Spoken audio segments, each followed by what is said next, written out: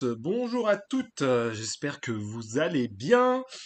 On a un énorme programme aujourd'hui pour ce On refait les médias. On va essayer de se faire une petite tier list, c'est pour ça que je débute aussitôt. Il est 20h moins 5, pas encore 20h. On est le 21 août 2025. Hier, c'était l'anniversaire de ma petite sœur, donc je l'embrasse si elle passe par là, un de ces quatre. Et voilà, plein de sujets, des sujets mercato. Il y a plein de petites actus qui sont tombées là actuellement. Il y a plein de petites choses à raconter, que ce soit du coup Ophélie Meunier qui arrive sur RTL2, deux anciens de CNews qui débarquent sur France Info, Jacques Legros qui est sur RMC, Laurence Piot, la mythique Laurence Piot, Madame François Hollande sur son scooter, qui rejoint Paris Match avec cette nouvelle ambition de Paris Match. On va parler un peu de presse. Ça faisait longtemps, on parle pas assez de presse dans ce live, sur cette chaîne, sur ce format TikTok que l'on peut faire. On va évoquer le streamer Anime qui a tout simplement défoncé les médias sur son live Twitch. Il s'est amusé à faire une petite blague et il s'étonne que du coup les gens aient suivi sa blague et forcément, de fil en aiguille, on en est arrivé à ce que lui s'amuse à critiquer les médias. Donc on va revenir sur ses propos, on verra ce qu'il a dit exactement et en quoi c'est dérangeant. On évoquera LCI, qui a été leader de l'information pour la toute première fois. C'est pour toute première fois depuis son arrivée sur la TNT. Donc assez événementiel pour l'évoquer. Et on fera un petit focus sur l'ARCOM et l'affaire JP. Vous avez dû la suivre. C'est un sujet qui a un impact mondial, hein. On en parle vraiment dans toute la presse internationale. Et je pense du coup qu'il y a un petit sujet à aborder dessus. Ça va être intéressant de savoir ce que vous en pensez. Et on va essayer d'aller plus loin sur l'angle, nous, vraiment médiatique et l'ARCOM. Donc on en parle souvent ici de l'autorité de régulation de la communication audiovisuelle et numérique. Et c'est le numérique qui va nous intéresser ici, parce qu'on l'évoque pas assez. Et si on a le temps, si on a la force, si on a l'envie, on se fera cette petite tier list, la tier list spéciale série humoristique. On va voir un peu quelle est la meilleure série humoristique confondue de l'histoire. Voilà, tout ce qu'on va pouvoir trouver, tout ce qui va pouvoir nous intéresser. Euh, donc voilà, j'espère que vous allez bien. Voilà, la rentrée arrive maintenant à grands pas. On est à maintenant un peu plus d'une semaine de la grande entrée du 1er septembre. Je pense que certains ont arrêté les vacances, sont rentrés, retrouvent leur chez eux, leur taf, le travail. Et oui, on va repartir sur une nouvelle année après ce bel été qu'on a eu quand même, qui était quand même assez chouette. Et voilà, donc j'espère que vous continuez à vous intéresser aux médias. Là, on aborde vraiment tous les médias, parce qu'on va être radio, télé, presse et web. Donc, autant vous dire qu'il y a énormément, il y a un champ des médias qu'on va pouvoir aborder de très très large, de manière très très large. Et donc voilà, j'espère que ça va vous intéresser. Je laisse en général, voilà. Salut Olfou, j'espère que tu vas bien. Je laisse toujours 5 petites minutes au début du live pour que voilà, la salle se remplisse, qu'on attend au moins qu'on soit une petite quinzaine. Bah moi ça va, ça va, ça va, hein, toujours à produire des petites vidéos ici, toujours à m'intéresser aux médias, toujours aussi en recherche d'emploi, mais bon ça c'est quelque chose qui vous intéresse moins forcément. Mais voilà, il commence à y avoir pas mal de choses et je suis aussi dans le préparatif du mariage de mon grand frère. Oui, il fait toujours du bruit. Il y a du bruit et les odeurs, le fou, mais il s'est calmé, je pense, un tout petit peu. C'est jamais trop simple. Salut le boss. Mais ça, voilà, c'est la vie dans les, euh, dans les immeubles, les vieux immeubles des années 1950. D'ailleurs, je voulais vous raconter une anecdote qui a rien à voir, mais je trouve ça complètement ouf. Je me suis fait draguer à l'aéroport, mais lourdement par un vieux pervers, ce qui a été assez gênant. Voilà, je vous offre la petite anecdote. Voilà, on se donne des petites anecdotes comme ça. Je vous raconte ça. J'étais parti du coup à Valencia avec mon père très très tôt. Et donc il devait être autour de 5h, 6h du matin. Et on passe devant le salon VIP d'Air France. Et mon père, il veut juste aller passer un coup de fil à côté. Donc moi j'attends devant le salon VIP. Et il y a un type qui arrive et qui me dit bonjour. Je me dis, ça se trouve, il me dit bonjour. C'est un gars, voilà, qui a vu des vidéos de moi sur les réseaux sociaux. Donc je me dis, trop chouette, quoi. On dit bonjour, grand smile. Et là, il me dit, tu veux venir avec moi dans le salon là, lounge, etc. j'ai deux places, on pourrait se boire un petit truc. Et je suis là en mode, mais qu'est-ce qu'il me veut, le gars, c'est pas possible. Et moi, je me retrouve comme un gosse, je dis, non, mais moi, je suis avec mon papa. Et il fait, ah, t'es sûr, tu veux pas venir? Je fais, non, non, non, je dis, c'est bon, j'ai pas envie, tire-toi. Euh, je ne suis pas enfin, c'est même pas, moi, le problème, c'est même pas qu'on me prenne pour un gay ou non. C'est le truc, c'est que c'était un vieux libidineux qui vient vers moi et qui me raconte ce genre de choses. Donc voilà, voilà, voilà. C'était l'anecdote où je me suis dit, il est 5 heures ou 6 heures du matin, je sais plus, que le vol était à 7h30. Je m'étais levé très très tôt, très peu dormi, et je me suis dit, ah ouais, les gars sont chauds, les gars sont chauds dès le matin, dès le matin. Le boss, heureusement que tu trouves plus vite les scoops que le travail. Ouais, bah après, le boss, on pourrait faire un sujet dessus, hein, mais le secteur du journalisme, c'est un secteur qui est extrêmement bouché et qui est jamais très simple à trouver des postes intéressants. Et quand on a 10 ans dans les pattes, c'est à la fois intéressant, mais en même temps, il n'y a pas 10 000 postes possibles. Donc voilà, c'est beaucoup de choses comme ça. Salut Samy, bah merci toujours, t'es trop, trop chouette. Euh, donc voilà, c'était la petite anecdote. J'ai juste fermé la fenêtre, comme ça vous n'allez pas entendre le bruit euh, de dehors. Parce que quand on habite en banlieue, il y a aussi le bruit, voilà, des voitures, des gens qui peuvent faire des cris comme la dernière fois. C'est assez surprenant. Et je vous propose bah, qu'on puisse entamer dès maintenant le live dont on refait les médias. C'était bien, Pure Média, c'est toi qui as voulu partir. Ah, attendez, je vais juste répondre. Du coup, on me pose quelques questions. Est-ce que j'ai vu la vidéo de Cyril Hanouna? Ils ont dévoilé le plateau en construction. Ouais, j'ai vu toutes les vidéos. En vrai, en tout cas, c'est ultra quali. Je trouve ce qu'ils sont en train de monter. Donc, ça va être très intéressant à voir. Déjà, lundi prochain avec l'émission sur Fun Radio et ensuite le lundi suivant avec l'émission Tout beau tout neuf sur W9. C'était bien un pur média, c'est toi qui as voulu partir. Ouais, c'est moi qui ai décidé de partir, c'était mon choix. J'étais arrivé en fin de cycle, mon cher Yassif. J'étais arrivé en fin de cycle. Moi, c'était vraiment mon école, là où j'ai tout appris. Je suis passé vraiment de jeune journaliste sortant d'école. On m'a recruté à la sortie, hein. C'était Julien Belver à l'époque qui était rédacteur en chef de Pure Média et Charles Decamp. Euh, ils m'ont pris en stage et à la fin de mon stage, ils m'ont proposé un CDI. Et j'ai vraiment vécu de superbes années là-bas. Mais je suis arrivé un peu en bout de cycle, c'est-à-dire quand on commence à devenir le plus ancien de sa rédaction et avoir ce côté un peu redondant, on a peut-être envie voilà, d'aller voir ailleurs, voir si l'herbe est plus verte ailleurs. Et donc voilà, c'était en effet ma décision. Olfou, tu me demandes, c'est un secteur de pistonné. Alors en effet, ouais, c'est un secteur. En tout cas, c'est vrai qu'avoir un bon carnet d'adresses, ça aide. Avoir des gens. Merci Aurélien. Avoir des gens voilà, quand on a des amis un peu partout, ça aide. Moi, j'avoue que je fais un journalisme qui est le mien, c'est-à-dire que j'ai des contacts, hein, j'ai mon carnet d'adresses, mais les gens que j'ai pu côtoyer en tant que journaliste média, c'est pas mes amis, c'est pas des gens avec qui je bois des verres, etc. Parce que je suis journaliste et je veux pas essayer de créer de proximité et d'un possible, ce qu'on pourrait appeler conflit d'intérêts. Parce qu'à partir du moment où tu deviens ami avec d'autres journalistes, les journalistes sont ta matière, c'est très difficile du coup de pouvoir écrire sur eux. Donc j'essaie toujours de nuancer ce truc-là. Le boss. Je sais que c'est très dur de trouver du boulot, contrairement à ce qu'on nous dit.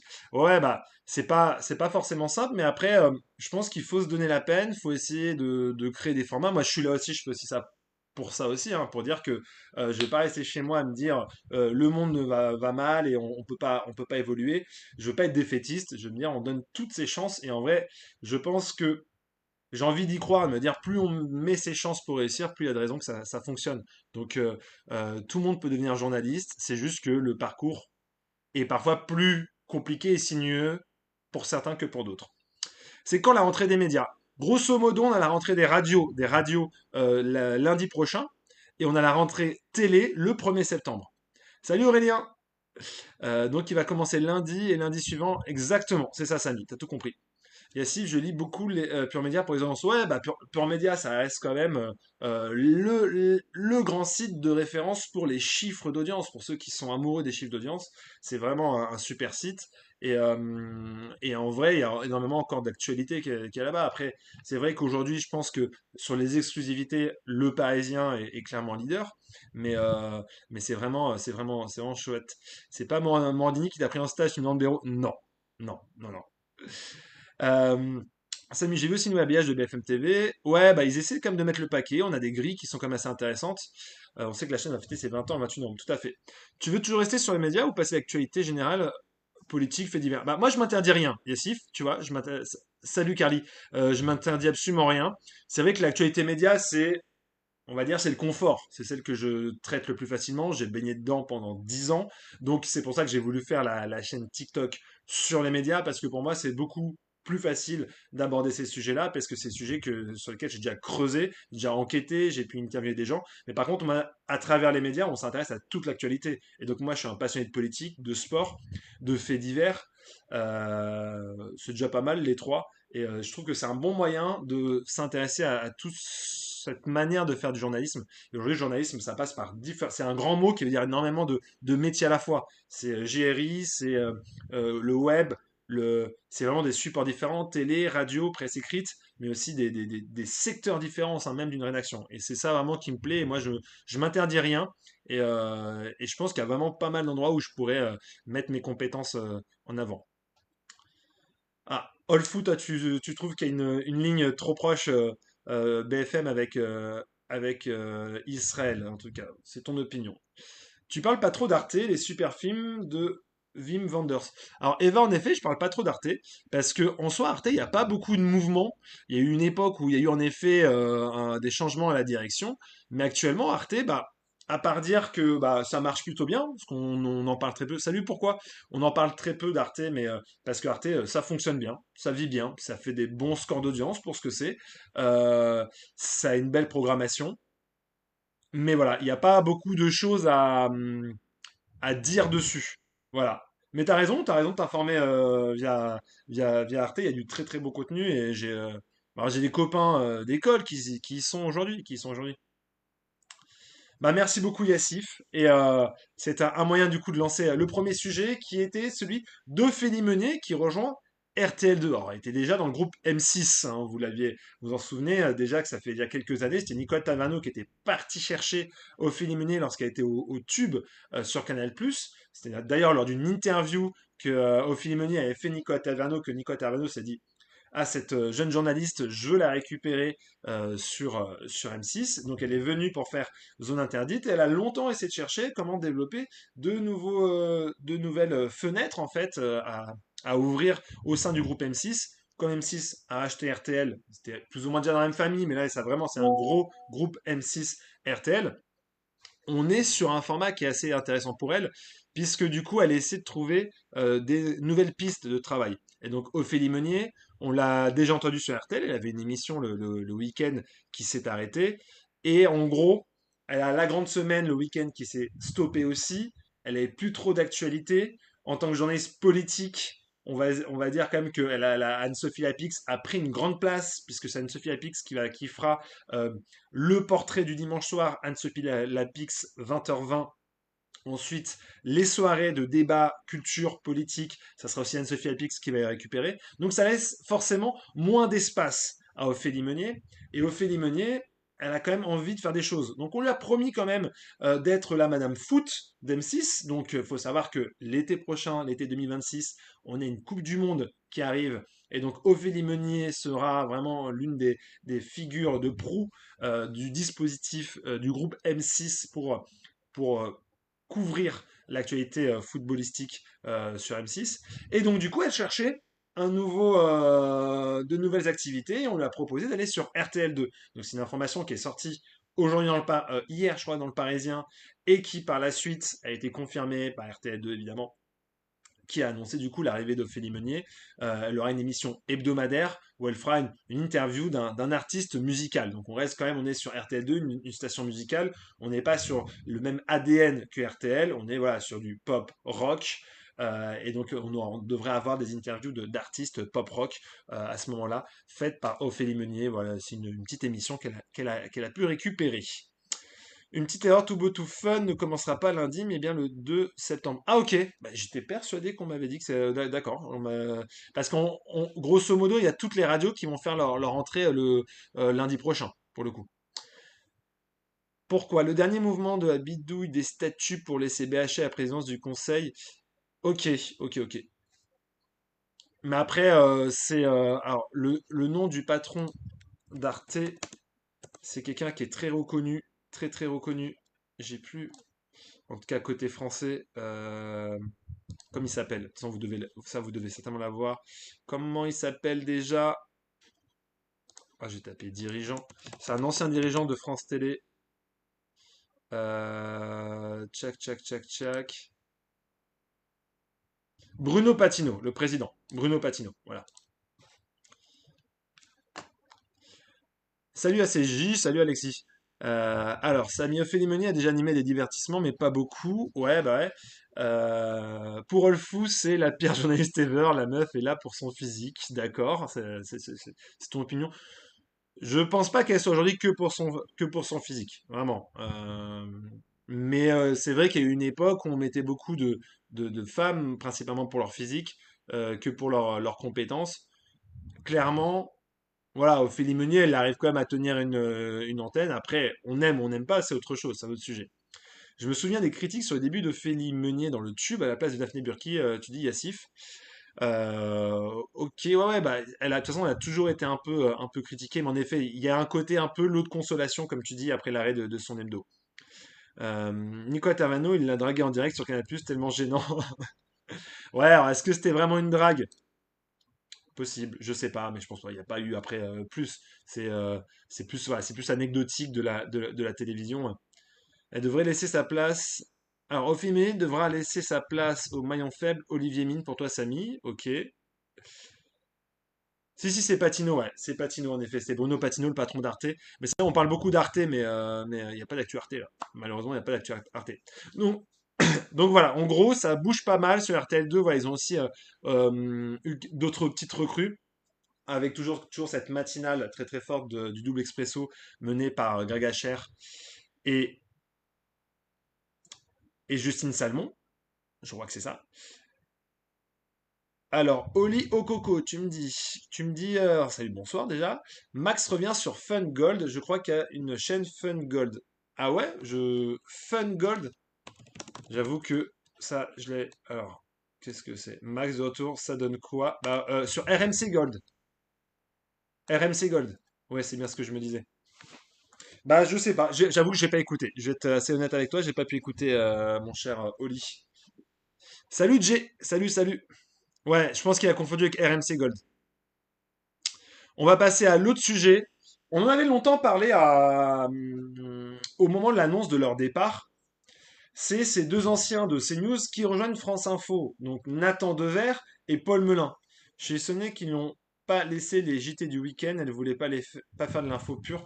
Ouais, alors sur Ophélie Meunier, en effet, Yassif, euh, je pense ils ont préféré aller chercher des nouveaux visages et que c'était un choix de la chaîne. Et peut-être en fait qu'elle n'avait pas envie de faire de l'info aussi. Ça, pour le coup, j'ai pas du tout l'information dessus, personnellement.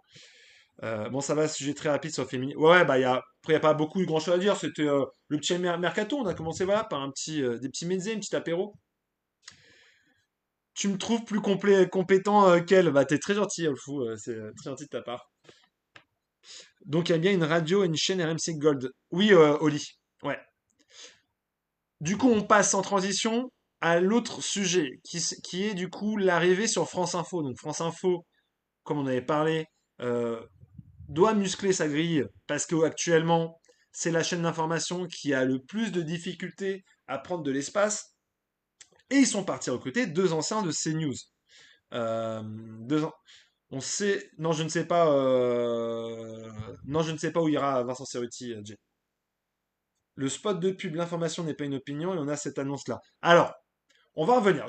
On va revenir un peu, on va remettre tout le contexte quand même à ce départ, à cette arrivée surtout. Nathan Dever et Paul Melun, ils viennent d'où? À la base, ce sont voilà, des écrivains, des intellectuels. C'est vrai qu'on pouvait classer plus ou moins à gauche, voilà, centre, à gauche. Ils essaient de se placer à gauche, mais ils étaient quand même un peu aussi dans la ligne CNews pendant longtemps. Euh, il semble qu'ils aient eu envie de changer de crèmerie, de changer de média. Ça, ils l'ont annoncé dans les colonnes du Parisien. dans l'école du Parisien, ils ont dit voilà, on a un projet, on veut avoir une émission de débat, mais surtout de conversation culturelle. On va recevoir des invités, des dirigeants, des personnes, des artistes, pour pouvoir organiser vraiment voilà, des conversations à l'antenne. Et Nathan Dever, qui avait même expliqué qu'il voulait faire une sorte de Bernard Pivot à la sauce 2025. Donc on était très loin de ce qu'ils pouvaient faire eux sur CNews, clairement. Et on avait évoqué justement les différentes pistes qu'on aurait pu avoir pour Nathan Dever et Paul Melun. Est-ce qu'il serait allé sur T18? Est-ce qu'il serait allé sur une chaîne d'information? Sur France 5? Voilà, il y avait plein de possibilités devant eux. Sur BFM TV. Il se trouve que moi j'ai eu d'ailleurs, c'est marrant parce que bon, le Parisien l'a sorti et c'est normal, c'est un plus gros média, mais moi j'ai eu la chance de pouvoir le sortir avant le Parisien du coup. On m'a donné l'information du coup de leur arrivée sur la tranche. Euh, ils récupèrent du coup à partir de la rentrée de septembre, la tranche 22h, 23h du vendredi, samedi, dimanche. Et donc sur 3 jours, Nathan Dever et Paul Melun, accompagnés d'une journaliste en plateau, vont organiser un débat, des échanges, voilà, sur France Info. L'idée, c'est de proposer un nouveau rendez-vous sur cette chaîne pour essayer bah, d'estampiller, de marquer cette chaîne avec des rendez-vous. Parce que le problème de France Info, c'est qu'on a du mal à reconnaître les incarnations, de savoir à quel moment se passe telle ou telle chose, à tel moment est-ce qu'on peut vraiment se dire, bah là on va avoir telle tranche, tel débat, telle interview. C'est encore très flou pour le grand public. C'est-à-dire qu'ils ont comme une grille qui existe de la France Info, qui existe clairement. Et donc du coup, c'est plutôt intéressant pour eux, pour moi, je trouve, d'aller chercher Nathan Dever et Paul Melun, parce qu'ils sont connus d'un certain public, le public de CNews, qu'on le veuille ou non, ils sont connus du public de CNews, ils intervenaient dans les tranches les plus mises en avant et les plus fédératrices en audience de CNews, CNews étant à ce moment-là la première chaîne d'information sur la TNT. Donc on a CNews qui est très puissant, qui est vraiment qui est là et qui perd du coup ces deux jeunes. Ils sont jeunes, hein. Je crois que Paul Melun, il a mon âge, il a 32 ans, et Nathan Dever, il doit avoir 29 ou 30 ans. Donc on est vraiment sur des jeunes incarnations qui ne sont pas journalistes, mais qui sont voilà plutôt éditorialistes, qui vont donner leur vision, leur analyse, leur décryptage de l'actualité politique, mais aussi du décryptage de l'actualité culturelle. Ce qui est assez drôle, moi, dans les messages que j'ai pu lire par la suite, au moment où j'ai annoncé cette information-là, en tout cas j'ai vu dans mes commentaires à moi, c'est qu'il y a eu à la fois les gens pro CNews qui ont dit bah, bien content que ces deux gauchos quittent CNews. Franchement, on va pas le regretter, moi je vais rester sur CNews. Et d'autres qui ont crié au scandale en disant le service public fait du CNews. Et là, je trouve que c'est quand même assez intéressant de rappeler que plusieurs personnalités sont passées sur CNews. Il y a eu des journalistes qui sont passés sur CNews. Et c'est pas pour autant que la suite de leur carrière était estampillée la même ligne éditoriale que CNews. Et je vais vous donner des exemples. Je vous en ai déjà parlé, mais par exemple, euh, mince, voilà, forcément, il faut que j'ai un trou. Euh, comme il s'appelle? Oh, vous allez vous rappeler celui qui est passé par Mouloud Achour, par Quotidien et qui est maintenant sur Twitch. J'ai plus son nom. J'ai plus son nom. Mince. Il a un nom. Ah, c'est pas possible. Attends. Chroniqueur. Clic. Clément Viktorovitch. Merci dans le chat. Merci dans le chat. Clément Viktorovitch. Clément Viktorovitch, il est l'un des premiers chroniqueurs permanents de Pascal Pro dans l'heure des pros. Et il se rend compte très rapidement que ça ne lui plaît pas, qu'il a envie de se tirer, et il se tire. Il fait exactement ce qu'ont fait les deux. Il a été remplacé par Benjamin Morel. Benjamin Morel, pareil. Benjamin Morel, il a remplacé Clément Viktorovitch. Il a été un certain temps sur CNews, et puis très vite, il a basculé. Et maintenant, on le voit un peu sur BFM, et parfois même sur France Info. Donc, il y a aussi la possibilité d'aller sur CNews comme tremplin. C'est vrai que épouser la ligne ou laisser passer certaines choses, ça peut être problématique, mais on peut aussi dire qu'ils ont décidé de vouloir quitter la ligne de CNews, de ne plus la suivre complètement. Et donc c'est aussi honorable. Et donc je pense qu'il va être intéressant de voir ce que eux vont faire. Et donc je pense pas que CNews se bolorise, comme j'ai pu lire, CNews, France Info se bolorise en recrutant les deux de CNews, mais plutôt France Info va chercher des recrues connus de personnalités, connus du public qui auraient des chaînes d'information. Et donc c'est aussi un moyen d'avoir des visages connus et en même temps de les amener sur autre chose. Et je pense que certainement, enfin vous allez voir, hein, mais les deux ne feront pas ce qu'ils faisaient sur CNews auparavant. Voilà, je vais bien lire vos commentaires. Minus et Cortex, les deux là. Ok, Caradoc. France Info prend les deux mecs d'extrême droite pour toi le fou. Bah ouais, c'est ce que j'expliquais. Je pense pas qu'ils soient d'extrême droite les deux, vraiment. Et surtout Nathan Dever qui faisait partie de ceux que je trouvais plutôt intéressants. C'est-à-dire que j'étais pas forcément d'accord avec lui, mais qui avait une vision plutôt nuancée et plutôt factuelle des choses qui s'avancent. Il existe le fichage S et le fichage CNews, c'est ça, Jay. Les intellectuels, faut vite le dire. Non, mais voilà, ils rentrent dans cette case-là où c'est des essayistes, c'est-à-dire qu'ils écrivent des essais. Salut, Cachou. 3 heures semaine, pas beaucoup, avec Pro. Bah ouais, bah là, ça va être 3 heures. Après, ils ont des activités à côté, parce que Nathan Dever, Oli, par exemple, Nathan Dever, il sera également sur France Culture. Nathan Dever, je ne suis pas surpris pour toi, Harry Crotter. Ton pseudo ici, c'est pas possible. T'es pas surpris. Paul Melun, un peu plus. Oui, alors à un moment, Paul Melun, je crois qu'il avait une proximité à une époque avec le Parti Socialiste. Ils s'en étaient quand même pas mal éloignés. Mais je pense que là, il va essayer de se prendre, voilà, d'être plus dans une largesse. Et puis voilà, on va avoir une rencontre. Il y aura une journaliste quand même en plateau. Et contrairement à d'autres plateaux, notamment sur CNews, la journaliste, genre, Anne-Claire Beaufort, je crois que c'est ça son nom. J'espère ne pas me tromper, Anne-Claire Beaufort, une journaliste qui est compétente et qui saura tenir le plateau s'il devait y avoir des dérapages. On n'est pas comme d'autres plateaux qu'on peut avoir. Donc ça va être assez intéressant à voir ce qui va se passer. Très intéressant à voir si l'émission sera de qualité ou non. Après, il est possible que, un, l'émission ne soit pas de qualité, deux, que ça vous plaise pas. Ensuite, il faudra laisser du temps au temps parce que c'est un nouveau format. Mais c'est quand même, voilà, un peu plus d'ambition pour France Info avec de nouveaux visages. Nathan n'est pas une perte, je ne le supportais pas sur CNews, bon débarras. Ok, Sonia. Pourquoi? C'est pas étonnant que le macronisme France Info converge vers. Ok, alors je vais pas dire le mot en F que tu as utilisé. Pourquoi? Euh, je te dirais. Alors, je sais pas si France Info, c'est une ligne macroniste. Je pense que France Info, malheureusement, n'a pas beaucoup de lignes. C'est ce qui est un peu compliqué pour eux, c'est qu'ils n'ont pas beaucoup de lignes. Et qu'ils suivent celle de France Télévisions. J'arriverai pas à mettre une couleur politique à France Info. Ils font quand même du bon boulot, faut le dire. Si on regarde un tout petit peu, on va dire qu'il y a moins de grosses émissions, de débats, comme on peut avoir sur d'autres plateaux. Ils ont beaucoup de journalistes qui remplissent leur grille et qui permettent d'avoir une actualité aussi très bien couverte. Je vais quand même défendre quand même voilà une partie du service public. Après, comme je dis, vous n'êtes pas obligé de regarder des chaînes d'information en continu.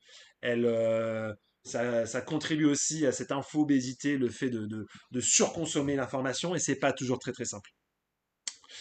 Lucas, tu me poses une question annexe, mais tu me demandes le départ de Mercotte. Qui vas-tu pour remplacer? Bah, je ne sais pas. J'avoue, je ne suis pas expert. Voilà, tout à l'heure, je disais les domaines dans lesquels je me sentais plutôt à l'aise. Politique, sport, médias. On va dire que meilleur pâtissier et gastronomie, c'est moins mon domaine de prédilection. Donc, je sais pas. Et peut-être que ça va même pas être remplacé. Ouais, c'est ça, Clément Vega. Ouais, merci pour tout à l'heure.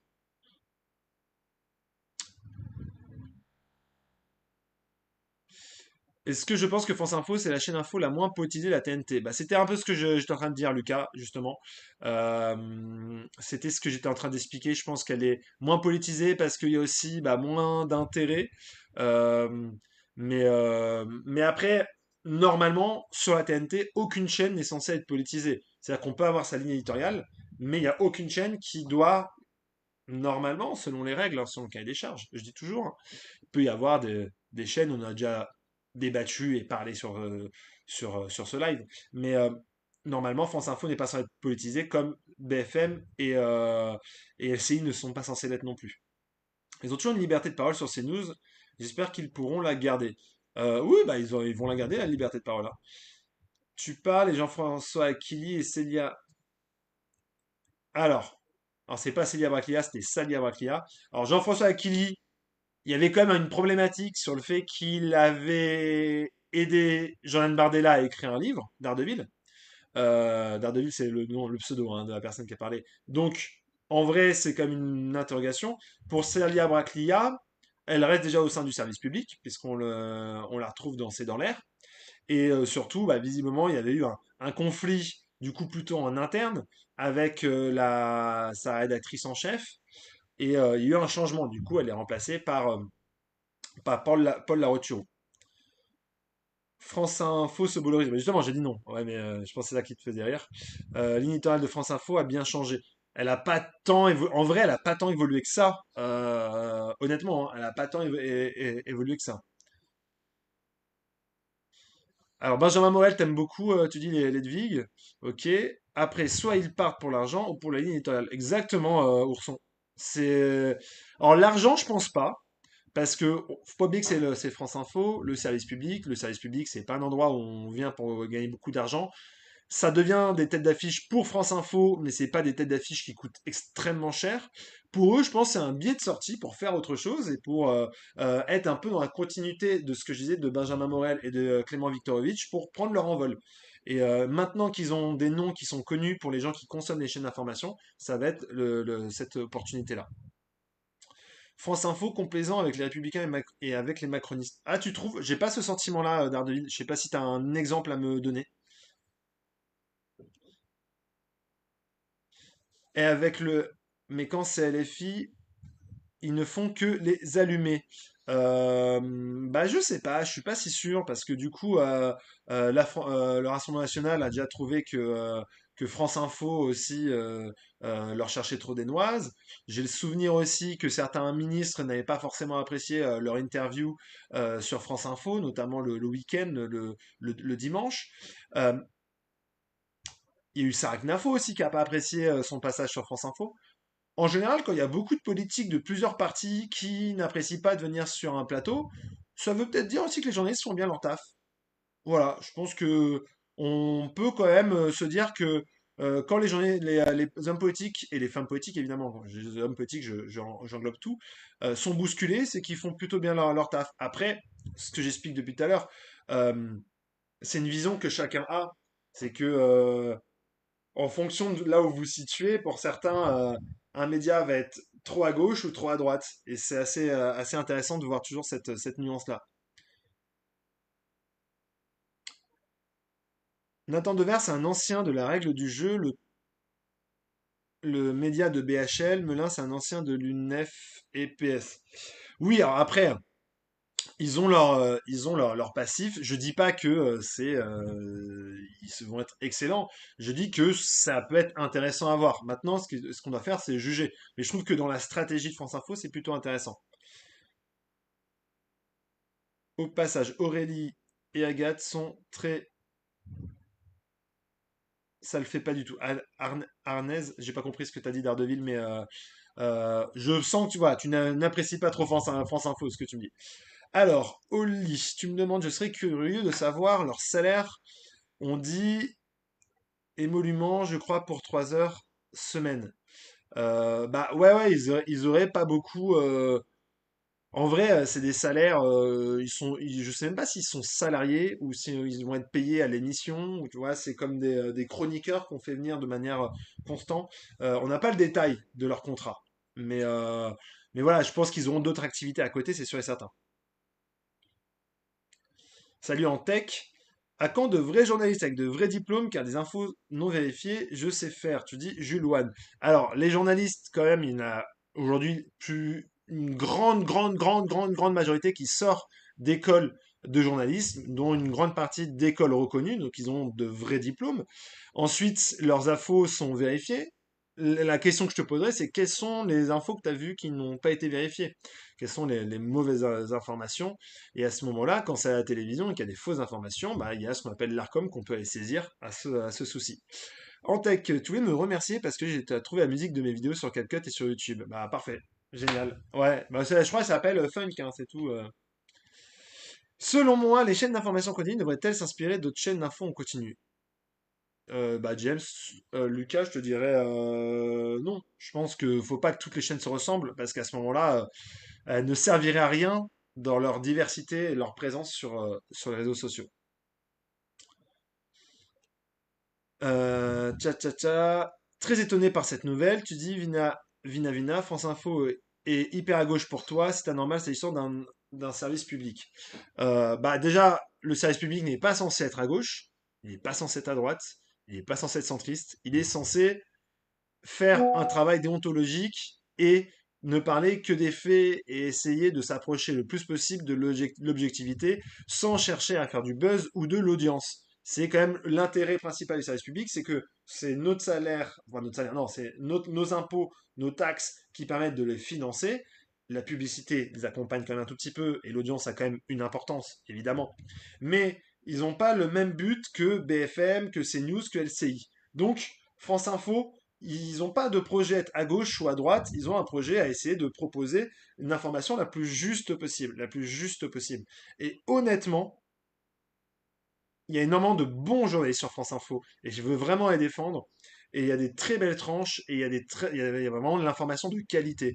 Et, euh, et en vrai, c'est beaucoup plus simple de noter en fait les quelques fois où il y a pu avoir des erreurs, et ça, ils ont été sanctionnés pour ça. Et d'ailleurs, sur certaines erreurs, la direction a pris des sanctions ou alors l'ARCOM est intervenu.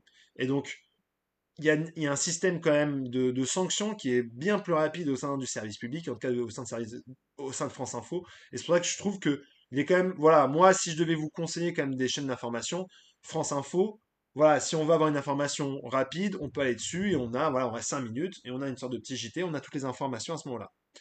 Totalement d'accord avec toi, s'ils sont pas contents, c'est une bonne chose. Tu dis Tess, ok. Bonjour Vivaldi, mais tu es chez toi aussi. Yassif, il y a beaucoup de soucis au niveau éditorial, comme le reportage sur le tourisme à Mariupol.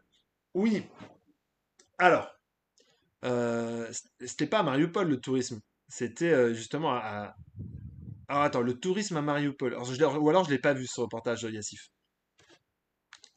Je vais chercher ça. Reportage, tourisme, Mariupol, service France Info.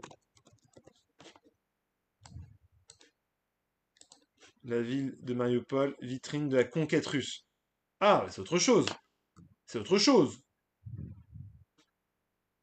La rencontre en Donald Trump et Vladimir Poutine suscite de l'appréhension en Ukraine où l'on craint de voir abandonner le territoire et les habitants. France 2 s'est rendu à Mariupol. La restauration, une vitrine de russification. Ouais, alors j'ai pas vu le reportage, mais je sais pas si c'est si problématique que ça, Yassif. Je sais pas, parce qu'en vrai, s'ils te disent que là-bas, justement, ils parlent du tourisme russe et que c'est un projet de Vladimir Poutine, enfin, de comment c'est fait, là, de ce que j'ai lu rapidement, c'est un sujet qui est intéressant. Kirillo, je ne comprenais pas vraiment la présence de Nathan Devers sur CNews, c'est une bonne recrue pour France Info. Ok, Kirillo, voilà. Les opinions sont très diverses. Il y a ceux qui pensent que c'est un mauvais choix, et il y en a d'autres qui pensent que c'est un bon choix. Enfin, le traitement des députés LFI est largement différent du traitement des députés macronistes, sans parler du fait qu'ils laissent le porte-parole d'une armée. J'ai déroulé sa propagande sans contradiction. Euh, alors, j'ai pas les séquences dont tu parles. Euh, je sais pas si le traitement est largement différent. Il peut être différent, et ça, je peux reconnaître qu'il peut être différent. Il faudrait qu'on fasse une analyse et qu'on documente tout ça. Pourquoi? Mais en tout cas, si c'est ton ressenti, tu as raison de le faire, de le montrer, de le dire. LFI, qui aurait des questions qui gênent, disent que le média est à droite pour son. Il y a aussi ça. Mais c'est ce que j'expliquais tout à l'heure, c'est que si on est, je pense, à gauche, on va penser que des France Info, service public peuvent être à droite. Et quand on est à droite, on va penser que le service public est à gauche. Et souvent, voilà, ça crée des fenêtres comme ça. Voilà, je pense que quelqu'un qui vote RN pense que BFM TV est à gauche, par exemple. Quelqu'un qui vote RN pense aussi que LCI est à gauche, France Info, j'en parle même pas. Et donc voilà, il y a une histoire de vision en fonction du point de vue et je pense même de son opinion qu'on a en fonction de la société. Donc le truc, il est quand même assez relatif. Notamment, certains invités ne laissent que peu de place au doute sur la ligne politique de France Info, pour toi, Eric Rotter. Ok. Est-ce que tu as une date de reprise pour Pékin Express? Non. Mais à l'aide, France Info deviendra quoi? Bah, ça va continuer ce que c'est. On espère quand même que ça va monter un tout petit peu quand même. Oui, c'est ça. Harry, je pense qu'ils vont bosser sur facture. Romden, le rédacteur en chef, est proche du RN. Tu dis pourquoi? Ouais, alors après, il n'y a pas qu'un seul rédacteur en chef. Je crois que Patrice Romden, en effet, a déjà tenu des propos des fois un peu radicaux. Je suis assez d'accord. Euh, on pouvait la retrouver, mais un peu. Mais après, au sein de France Info, c'est beaucoup de rédacteurs en chef, beaucoup de directions, beaucoup de journalistes différents, beaucoup de présentateurs. Et par exemple, je vous invite à aller voir par exemple toutes les chroniques de Haute Soufi qui fait des superbes chroniques et ultra factuelles, ultra bien faites. Et elle est sur France Info et c'est ultra intéressant, notamment sur le conflit israélo-palestinien, qui vient remettre l'église au centre du village. Malheureusement, quand l'info est contredite en même temps que la fake news, l'ARCOM n'agit pas. L'ARCOM n'agit uniquement que si on saisit, uniquement si on saisit, si on saisit l'ARCOM. Ensuite, elle estime si la contradiction a été au niveau ou non. C'est-à-dire que s'il y a eu des gens qui ont dit ah non, mais c'est son opinion que la Terre est plate, non, l'ARCOM intervient. Même s'il y a quelqu'un qui. Mais en revanche, si l'info est contredite et quelqu'un dit mais monsieur, vous dites n'importe quoi, c'est pas possible, et donc du coup il y a une contradiction, bah, à ce moment-là, bah, il y a une contradiction. Tu préfères travailler sur TF1 et toucher 2000 ou 3000 euros ou sur Channel 25 gagner 10 000 euros par mois? Oula, c'est quoi ces dilemmes? Je répondrai pas à ce dilemme, Lucas. On a eu l'exemple récemment où quand le vocabulaire utilisé a déplu au macronisme, il y a eu tout de suite sanction de l'auteur. Alors en effet, il y a eu sanction de l'auteur. Ça a déplu pas seulement au parti d'Emmanuel Macron qui s'appelle maintenant Renaissance, mais ça, voilà, à tout, on va dire la partie euh, de Macron au RN, ça a aidé plus l'utilisation du terme du coup, je sais plus c'était quoi, otage ou quelque chose comme ça, les otages de libérés. Il y avait un terme utilisé pour les personnes qui étaient libérées du côté palestinien en provenance d'Israël, les prisons d'Israël. En effet, ils ont estimé que ça manquait de débat et que le choix a été fait de manière délibérée de la part du journaliste qui avait fait ça. Euh, C'était le choix de France Info. Voilà. Après, ce que j'expliquais tout à l'heure, on ne peut pas être d'accord avec tout ce que fait France Info, on ne peut pas être d'accord avec tout ce que fait les médias. Hier soir, je discutais avec quelqu'un qui, par exemple, adorait Blast et qui avait trouvé que sur plusieurs émissions, il y avait une forme de caricature des faits. Et la personne, vraiment, j'étais avec une personne qui était vraiment à gauche. Donc, on peut aussi regarder un média et en être critique, on peut apprécier un média et en être critique. Et je pense qu'il faut être en mesure de se dire, ok, ça, je suis pas d'accord, mais on doit pas forcément jeter le bébé avec l'eau du bain. Et donc, être critique et avoir son opinion ne veut pas dire que toute l'information qui va être sur France Info est complètement biaisée, ou toute l'information qui va être sur BFM TV est complètement biaisée, ou sur TF1, ou dans Quotidien, sur France Inter, sur RMC, sur RTL. Voilà. Il y a parfois des erreurs, et ensuite c'est à chacun de pouvoir l'analyser, c'est de comprendre aussi la nuance, hein, de se dire, bah, sur France Info, typiquement sur l'affaire du vocabulaire utilisé, ce qui a été aussi reproché aux journalistes, c'est le fait d'avoir pris une décision qui pouvait être reconnue comme politique, euh, sans en avoir discuté avec d'autres, avec sa direction. Et donc, du coup, ça a engagé toute une rédaction là-dedans.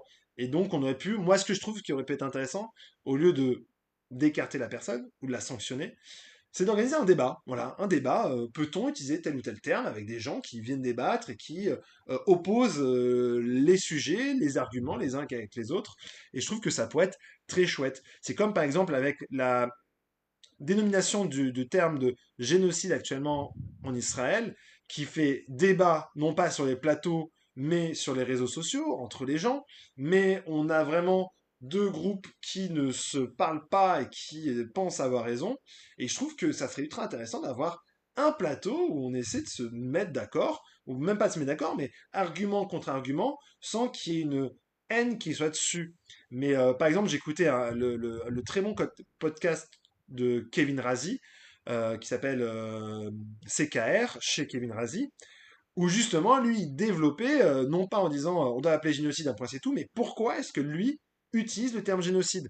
Et j'ai trouvé ça ultra intéressant, et je trouve que c'est ce qui nous manque complètement. Parce qu'on a soit d'un côté des gens qui disent bon, on doit appeler comme ça et un point c'est tout, mais on n'a pas d'argumentation. L'autre côté, ceux qui disent on peut pas appeler comme ça, c'est pas possible, etc. Mais en fait, il n'y a aucune argumentation. Et en fait, nous, en tant que lecteurs, en tant que auditeurs, téléspectateurs, viewers, ben, on est là en disant, ben, en fait, je dois vous faire confiance à 100%, mais on ne m'explique rien. Et ce manque d'explication, ce manque de nuances, fait que on a une relation avec les médias qui devient de plus en plus compliquée et qui s'étire petit à petit. Vous oubliez que France Info a invité un type qui vendait Gaza comme une nouvelle Riviera. Tout à fait, là aussi, il y a eu intervention de l'ARCOM et intervention de la direction pour ça. Il y a eu des sanctions en interne et il y a eu des décisions, Éléonore, comme tu le dis. Et c'est ce que j'expliquais, tout n'est pas parfait, mais après, il y a énormément de plateaux de France Info qui sont bien faits. Le problème, c'est que si, vraiment, hein, si on part du principe que une erreur ou deux erreurs, même si elles ont été sanctionnées, condamnent en fait le propos d'un média, et quand je parle d'un média, c'est de tout ce qui crée un échange par rapport à une autre personne, mais on va plus croire en personne. C'est-à-dire que plus personne ne sera crédible. En effet, nous, en tant que journalistes, on a un devoir, une déontologie de ne pas faire d'erreur. Mais en revanche, l'erreur est humaine. Et il faut, un, la reconnaître, deux, être en mesure de ne pas la reproduire. C'est surtout ça qui est important. C'est ne pas reproduire une erreur qui a été faite. Parce qu'il y a plein de contextes qui peuvent expliquer qu'une erreur peut être faite. Il y a plein de facteurs qui amènent à ça. Et ce qui est important quand on est journaliste, c'est faire en sorte que ça ne revienne plus. De reconnaître son erreur, de s'en excuser, de mettre son excuse au niveau de l'impact qu'a eu l'erreur aussi, parce que une fois que le mal est fait, il peut être très profond. Mais ensuite, je trouve que condamner tous les médias parce qu'une erreur peut arriver, je trouve ça dommage. Et parce que bah, vous-même, vous pouvez parfois vous tromper, avoir une coquille dans une information, de la proposer de manière tronquée. Et à ce moment-là, bah, soit on estime que vous n'êtes plus une personne de confiance, soit on estime que bah, vous avez peut-être fait une erreur, vous reconnaissez, et vous nous annoncez que vous n'allez plus jamais la refaire. Le problème, c'est qu'il y a certains médias qui font des erreurs de manière volontaire, et ça c'est bien différent, avec des buts, avec un but idéologique, et qui les répètent malgré les sanctions de l'ARCOM, malgré tout ça. Et qui après, certains s'étonnent même de ne pas se faire renouveler la fréquence. Donc, c'est ces médias-là, on va dire, qui vont être plus problématiques que ceux qui vont faire une à deux erreurs et qui sont en plus des erreurs qui ne se sont pas répétées par la suite. As-tu déjà regardé des interviews de membres de la France Insoumise? Ouais, bien sûr, Achille, oui. Et j'ai vu des interviews, par exemple, sur France Info, et même sur BFM TV, de Manuel Bompard, qui se sont très bien déroulées, très bien déroulées. Emmanuel Bompard utilise même ces séquences-là pour sa propre communication sur les réseaux sociaux. Nathan officie également dans l'émission de Michel Drucker, je vais souvent parler. Ok, Fabien, trop chouette, trop marrant. Atterré par cette nouvelle, tu dis Cyril, ok. C'était à Gaza le tourisme, d'accord. LCI, on continue, on se met une balle avec les guerres. C'est vrai que LCI, si vous le regardez, on va en parler en plus tout à l'heure de LCI. Euh, Salut, France quoi, un bon média, vous êtes comme tout le monde, vous ne servez à rien, me dit je sais tout, mais je dis rien. Bah, tu dis beaucoup trop de choses là, du coup. Euh, Tu penses quoi du programmage de la déprogrammation de Slam le week-end?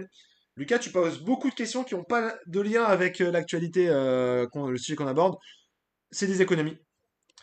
Respect pour le télé face à Mélenchon. Complètement. Bah, typiquement, à ce moment-là, Jean-Luc Mélenchon était quand même assez virulent envers le journaliste. Et nous, en tant que journaliste, on doit quand même soutenir à ce moment-là parce que Fabrice Letellier avait bien fait son boulot quand même. Gilles Bernstein a la déontologie dans son slip pour Achille. Ok. Un récent sondage dit. Ok. Il y a des vannes. Il y a des vannes dans le chat. Je vais la lire, ta vanne, Fabien. Un récent sondage dit qu'une chaussure sur deux est de gauche. Bien joué. Non, c'est pas relatif, c'est vrai, les chaînes de droite sont bourrées de désinformation. Alors, les chaînes de droite, faut m'expliquer ce que c'est pour toi. À la place de questions pour un champion, ils vont mettre une rediffusion d'un feuilleton d'après-midi. Salut Tic Tac Toc. En vrai, de vrai, faut fister SCI. Ouais, on va en parler, ouais. Tu as vu Bertrand Latour sur RMC? On va se régaler. Alors non, j'ai pas vu. Il rejoint Bertrand Latour rejoint RMC? Non, j'ai pas vu. Alors, RMC.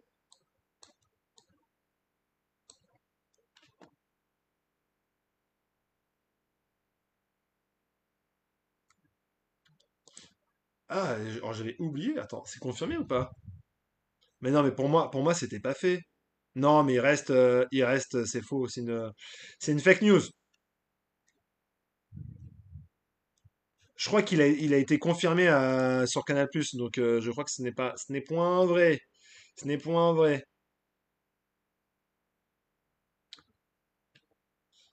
Alors, il y a quand même de plus en plus d'infos de CNews reprises après par d'autres chaînes. Alors, on peut faire le petit écart sur CNews. Tout ce qui est dit sur CNews n'est pas faux.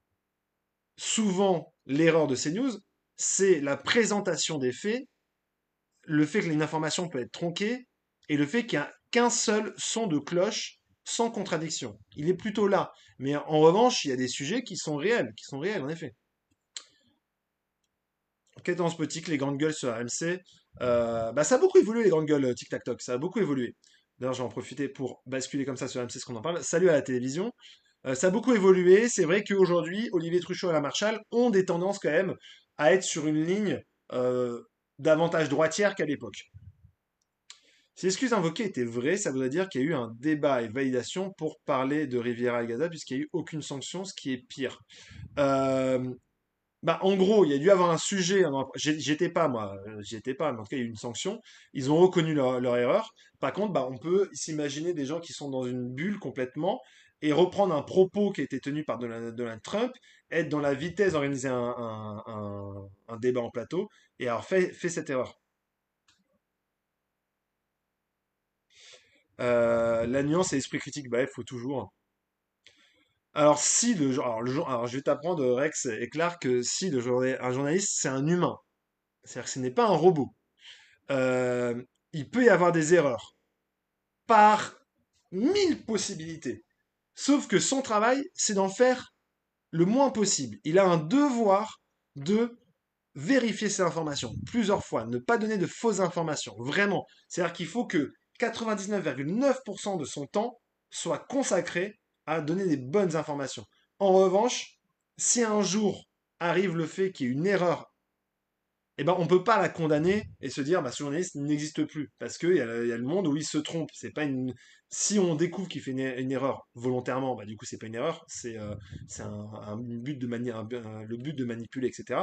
Mais en revanche, si c'est une erreur parce que une information allait trop vite, on lui a donné une information dans une oreille, l'interprétation était mauvaise, l'information était tronquée, le fait que ce soit remonté jusqu'à soi, il y a eu plein de choses qui ont été biaisées, le fait qu'on nous demande d'aller de plus en plus vite et qu'on doit présenter une information, etc., il peut arriver une erreur. Et donc cela, il y a un droit à l'erreur qui existe.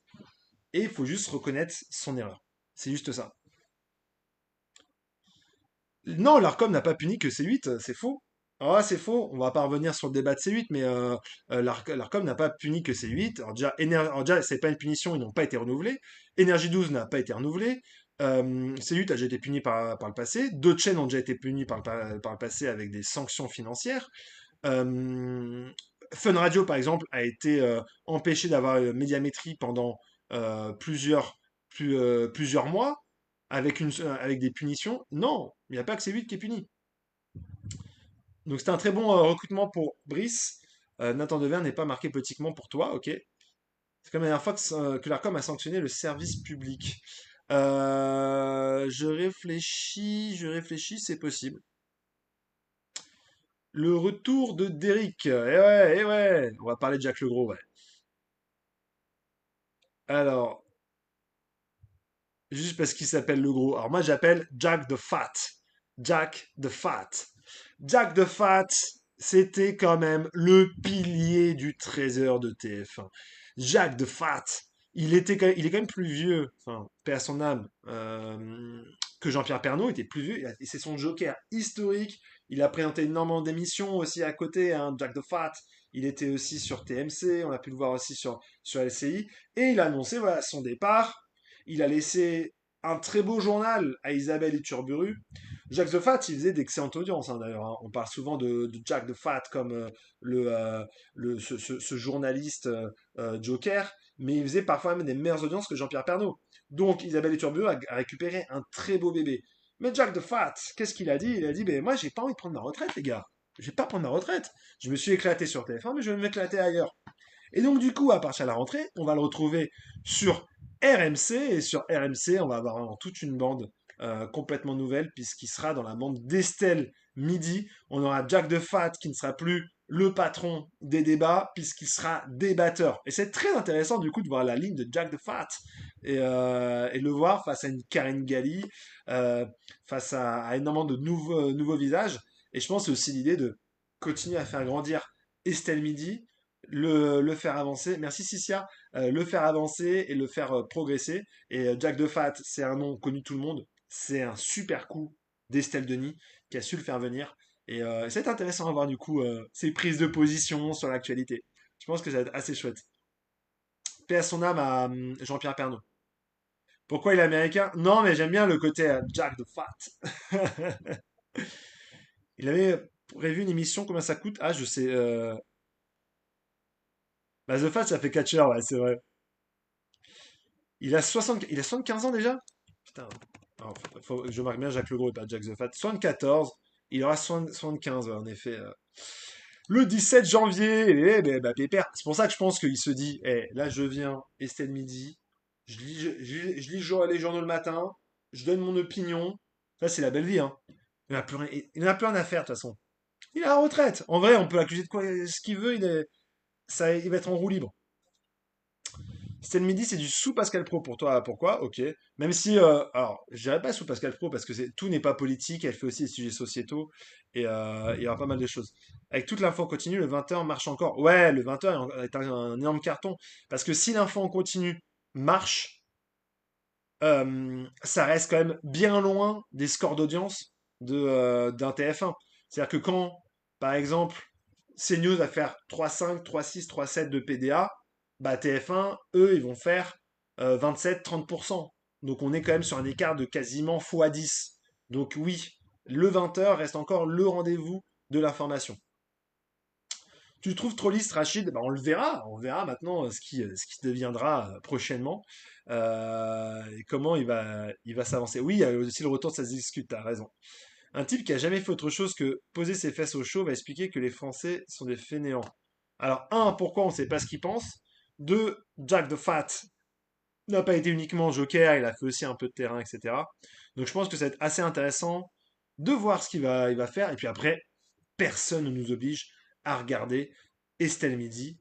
Je vous obligerai parce que je vais regarder et certainement je vais vous en parler. Et ouais, vous n'aurez pas le choix, les gars, c'est comme ça, hein. Il pourra enfin exprimer son point de vue. C'est vrai que bah, Jean-Pierre Pernaut, lui, s'exprimait davantage que Jacques. Alors que Jack de Fat, il va arriver. Il va dire ce qu'il pense. Un vrai American. American.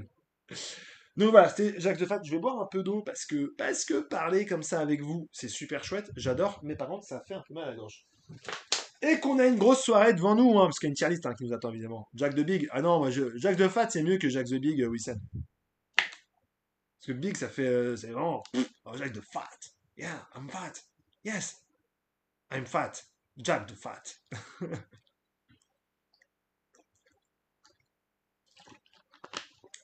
Ouais, je suis assez d'accord avec toi, Marc. Je pense pas que ça va être si clivant que ça, mais bon. The Fat, c'est plus péjoratif? Jack the Bid. Salut Léane! Ah, ça fait longtemps, Léane, que t'es pas venue. J'ai deux mots d'eau ce soir. Alerte, Arcom, pub, Vitel. Ah oui, c'est vrai, mince, non, pas la Vitel, non! Et ils me sponsorisent pas. Donc je peux. Ah, après, il faut que je dise trois autres marques. Alors, Vitel, Cristalline, Evian. Voilà, c'est bon? C'est bon, je suis clean, les gars? A priori, non, Jérémy, il va pas passer Joker. Jack the Big, ça fait 90 jours pour se marier. Mais si je me trompe, je m'engage à présenter des excuses à Jack the Fat. Ok, pourquoi? On va pas oublier, hein. Ah, mais t'as raison, Léane, faut prendre des vacances. Alors, point d'interrogation. Et salut Sab, on parle de l'actu média et après on fera un peu de divertissement avec une tier list. Mais on revient, on fait en fait une revue de presse et on la commente ensemble et on en discute. J'ai prévu un petit sujet, trois groupes différents en plus. On voit l'expert en eau. Ouais, ouais, mais j'avoue, je bois que de l'eau, les gars. Je bois que de l'eau. Alors c'est pas religieux, hein, pas du tout. C'est vraiment, c'est juste je bois de l'eau et parce que j'aime ça. C'est bon pour la santé. Ça fait une belle peau, non? Hein? Bon, elle brille un peu, mais parce que j'ai les spots qui sont sur le visage. Laurence Pio. Alors, est-ce que vous connaissez Laurence Pio? Il y a peut-être des gens qui connaissent dans le chat Laurence Pio. Laurence Pio, alors c'est une big boss du monde de la presse people. Et Laurence Pio, elle s'est révélée, je suis sûr que les plus anciens du chat vont s'en souvenir, elle s'est révélée durant le quinquennat de Monsieur François Hollande, puisque Laurence Pio était la grande patronne du journal Closer. J'ai vu des gens le reconnaître dans le chat, en effet, du journal Closer. Et Laurence Pio prend la décision, une décision assez importante, assez événementielle, hein, qui a créé une vraie bascule à l'époque, puisque Laurence Pio est à la tête du scoop de François Hollande, qui quitte l'Élysée en scooter pour aller acheter des croissants, pour venir les déposer dans un appartement chez euh, Julie Gaillet, alors que François Hollande était encore en couple avec notre bonne vieille Valérie Trierweiler. Et donc, je ne sais pas si vous vous souvenez, à l'époque, il y avait une de Closer, c'est la une qui a été le plus vendue pour un journal People, vraiment. Cette une de François Hollande, parce qu'elle évoquait plusieurs choses, cette une de Laurence Pio. Elle évoquait déjà bon, le côté People, donc François Hollande trompe Valérie Trierweiler qui avait une énorme cote de dépopularité, d'impopularité en France. Les gens ne l'appréciaient pas du tout, la trouvaient trop violente, etc. Euh, Celle qui avait révélé les fameux 100 dents. Hein, euh, donc, il y avait énormément de choses qui faisaient que les gens n'appréciaient pas beaucoup. Et donc, la révélation, on voit François Hollande avec son casque, ses croissants à la main, sur le scooter, en direction pour aller voir Julie Gaillet. Julie Gaillet, qui est toujours la compagne de l'ancien président de la République, Monsieur François Hollande. Et donc, ouais, à l'époque, ça fait énormément écho. Laurence Pio débarque sur tous les plateaux télé, vient expliquer euh, comment on appelle ça, son scoop. Et on est dans une nouvelle ère, de ce qu'on appelle la nouvelle ère de la politique, puisque Laurence Pio va s'intéresser énormément aux politiques. En gros, on a eu très peu de politique à l'époque, c'était très mal perçu. En général, c'était surtout avec Paris Match, parce qu'on va en parler un peu après, mais c'était surtout avec Paris Match qu'on avait ces sujets en fait de people et politique, où en général les politiques donnaient leur accord, s'organisaient avec Paris Match pour faire leur couverture, leurs journaux. On se rappelle, voilà, Ségolène Royal qui avait fait venir des photographes au moment où elle avait accouché. Euh, mais aussi, voilà, des journalistes qui s'étaient tués à l'époque de François Mitterrand pour ne pas révéler l'existence de sa fille cachée, Mazarine Pinjot. Donc, c'était toute une époque où la presse était un peu main dans la main avec les politiques. Ah, attendez, vous savez, il est l'or, monseigneur, du petit. Hop là, tac. Euh, donc oui, c'était vraiment une époque où les politiques et la presse se tenaient dans la main et s'organisaient pour faire des paparazzades, etc. Et c'était surtout les célébrités, les stars de la télé, du cinéma, de la musique qu'on pouvait trouver dans la presse people. Et c'est vrai qu'on est sur une période, alors il y a eu déjà des cas de pis politique comme ça, mais on était sur une nouvelle période qui a été une vraie bascule à l'époque pour Closer, puisque c'est la toute première fois où on voyait vraiment le président de la République pris en photo, sans son avis, sans son opinion, et qu'il déclenchait un nouveau levier. C'était pas seulement un aspect people, il y avait un aspect politique là-dedans. Pourquoi politique? Parce que François Hollande avait pris la décision, par exemple, de quitter l'Élysée sans prévenir la sécurité. On avait un président de la République qui se baladait dans les rues de Paris avec un casque sur la tête. Personne ne savait où il était. Il aurait pu avoir des. En termes de sécurité, c'était extrêmement grave. Et donc là, on a eu du coup une information people qui est devenue une information d'intérêt public, puisque le président de la République a aussi des devoirs en tant que président de la République et ne peut pas faire tout et n'importe quoi. Et donc, cette bascule avec Closer a propulsé Laurence Pio à un niveau assez important. On l'a vu énormément dans la presse. Après, ils ont sorti énormément d'autres scoops, comme ça, ce qu'on appelle des scoops politiques, qui ont été assez intéressants. Il y a beaucoup de politiques qui ont aussi subi, par exemple, leur outing dans la presse People. C'était pas forcément le cas de Laurence Pio, qui avait pas spécialement outé les gens, mais il y a eu énormément voilà, de cette tendance-là qui était assez importante. Sauf que Laurence Pio a quitté Closer en 2018 ou 2019 dans mes souvenirs, au moment où Closer s'est fait racheter par Reworld, et elle s'est dit, bah en fait, moi je ne vais pas pouvoir continuer à bosser comme j'ai envie de bosser auparavant, et donc elle a quitté la rédaction. Et donc elle a disparu, elle avait disparu des radars, peut-être d'autres activités, mais en tout cas médiatiquement, on n'entendait plus parler d'elle. Sauf qu'aujourd'hui, on a appris sur une information du Figaro qu'elle rejoignait Paris Match. Donc maintenant, je vais lire un peu vos commentaires et je vous explique la stratégie de Paris Match actuelle. Alors oui, Closer du coup. Très heureux pour cette dame. Est-ce l'info de la rentrée? Je sais pas, Jérémy, si c'est l'info de la rentrée, mais je trouve que c'est une grosse, ça reste quand même une info assez intéressante et qui annonce aussi la couleur pour Paris Match et l'avenir. Chut, Hello, faut pas dire, faut pas tout dire, faut pas tout dire. Mon petit homme me dit que Florian a bossé sur le sujet de Holland Gaillet étant étudiant. Ah, mais c'est Estelle! Putain, ouais, non, j'adore. En effet. Ah, j'espère que ça vient, Estelle. Oui, en effet, c'était un sujet que j'avais en effet travaillé lors de mon master en journalisme que j'ai fait en commun avec Estelle, d'ailleurs, qui est dans le chatos. C'est fou, je trouve que ces Mac People existent encore en 2025. Bah, Pandora, c'est encore un public, en fait, la presse People, parce que on l'a pas encore partout. C'est-à-dire que oui, il y a les réseaux sociaux, oui, il y a la décision de chacun de gérer sa communication, mais autant, autant bah, on va dire le côté gestion de sa communication avec les médias, bah, les hommes politiques ou les célébrités n'ont plus forcément besoin. Aujourd'hui, ils peuvent utiliser leur compte Instagram, TikTok, YouTube pour communiquer.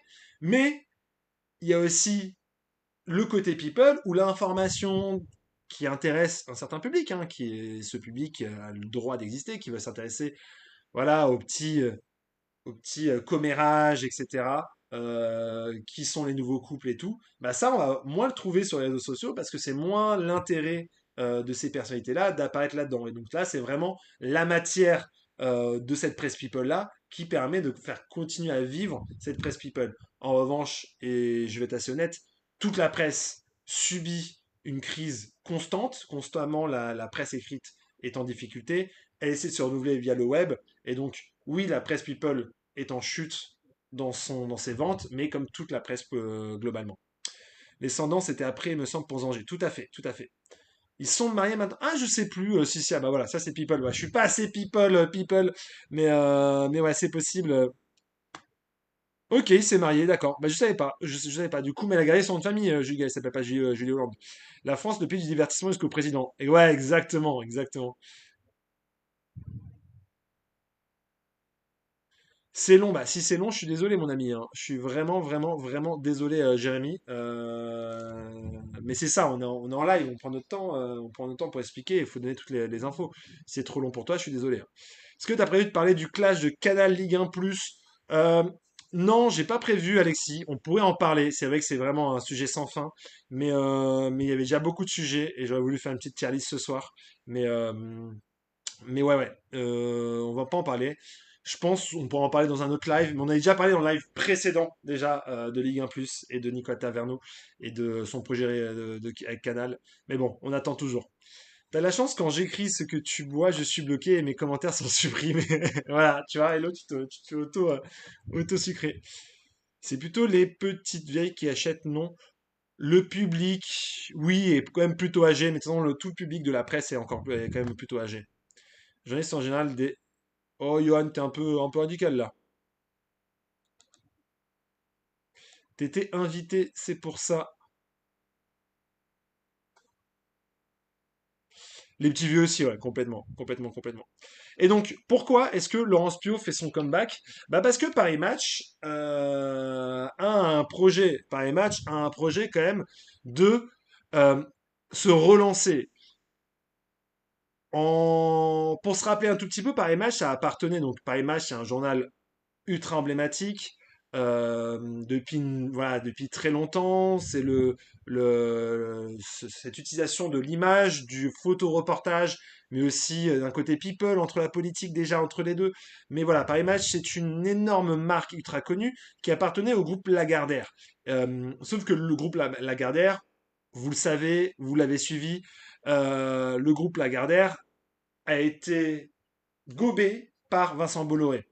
Et sauf que Vincent Bolloré, il s'est dit, bah, j'ai quand même un média de trop. Alors, à l'époque, il avait vendu Gala pour récupérer Paris Match. Puis finalement, il a vendu Paris Match fin du dernier trimestre 2024 à LVMH. Et donc maintenant, c'est LVMH, le groupe Les Échos, le Parisien, qui détient Paris Match. Donc notre cher Bernard Arnault. Et donc c'est Bernard Arnault qui a racheté Paris Match et qui veut relancer tout le modèle. Donc il y a toute une nouvelle rédaction, une nouvelle rédaction en chef qui est à Paris Match, qui a pour objectif de redynamiter le journal, redynamiter le, le site web avec des scoops, avec vraiment de recréer l'événement et tout à chaque fois. Donc c'est plutôt le Paris Match sous Bolloré. La ligne éditoriale a encore évolué et ils veulent absolument être les patrons des scoops. Et donc ils ont les scoops, ils veulent du scoop, ils veulent du people, ils veulent de la politique. Qui de mieux que Laurence Pio pour prendre la tête du service people de Paris Match? Et ben voilà, c'est la meilleure personne pour eux en termes de vraiment d'ambition sur ce secteur-là. Donc pour le coup, c'est plutôt chouette. Exactement, le poids des mots, le choc des photos, Sicia. Gilbert sort de ce corps. Et ouais, vous voyez tout le setup. Vous voyez, ouais, ça me piquait un peu les yeux et je trouve que ça donnait un style pour parler de Paris Match. On parle quand même d'un journal de qualité. Euh, on parle quand même d'un journal de qualité, quand même, Paris Match. On n'aime pas. Justement, quand ça a été sous l'emprise de Vincent Bolloré, il y a eu beaucoup de journalistes qui sont partis. Il y a eu beaucoup de journalistes qui se sont révoltés. Il y a eu la SDJ qui était montée au créneau, notamment avec cette une sur le cardinal Sarah. En repassant dans l'escarcelle de LVMH, ils retrouvent une ligne qu'ils avaient davantage auparavant et qui correspond plutôt au public qu'avait auparavant Paris Match. Et en recrutant Laurence Pio, ça annonce vraiment cette volonté d'aller chercher davantage de scoop, chercher davantage de possibilités. Oui, c'était pour réveiller Jérémy, Jérémy qui, voilà, ça lui plaît. Après, s'il aime pas trop les médias, je sais pas quoi faire pour lui. Tant que tu chantes pas avec ton Golden Retriever. J'ai pas de chien malheureusement, mais. Viens, entre Cuba et Brésil. Ouais, non, je vais pas le faire. Ça, voilà, ça fait fuir les gens, ça fait fuir les gens. On va passer au prochain. La fréquence et horaire de tes lives, s'il te plaît. En général, j'en fais deux par semaine. Un à deux par semaine. Un le dimanche ou lundi et l'autre le jeudi soir. Sicia. Désolé, il pleut, ouais. Ouais, il pleut. On vient de parler de presse écrite. Elle a fait une enquête sur la mort d'Alain Delon en début d'année. Ok, ok, Léane, merci pour l'info. J'avais pas suivi. Euh, on va parler du streamer Anime ou animé, je sais pas comment on dit. C'est vrai que je suis maintenant un boomer parce que alors, moi je regarde Twitch, mais bon, j'ai même les gens de Twitch. Maintenant, je suis devenu un boomer de Twitch. Euh, Anime, c'est le streamer le plus en vogue sur Twitch actuellement. Il fait des scores d'audience monstrueux, monstrueux. Vraiment, il a réussi à conquérir tout un énorme public avec son humour, avec ses idées, avec ses formats. Et c'est tant mieux, vraiment. Ok, Léane, ok, ok. Euh, Donc pour beaucoup de personnes, c'est un streamer qui était vraiment super chouette.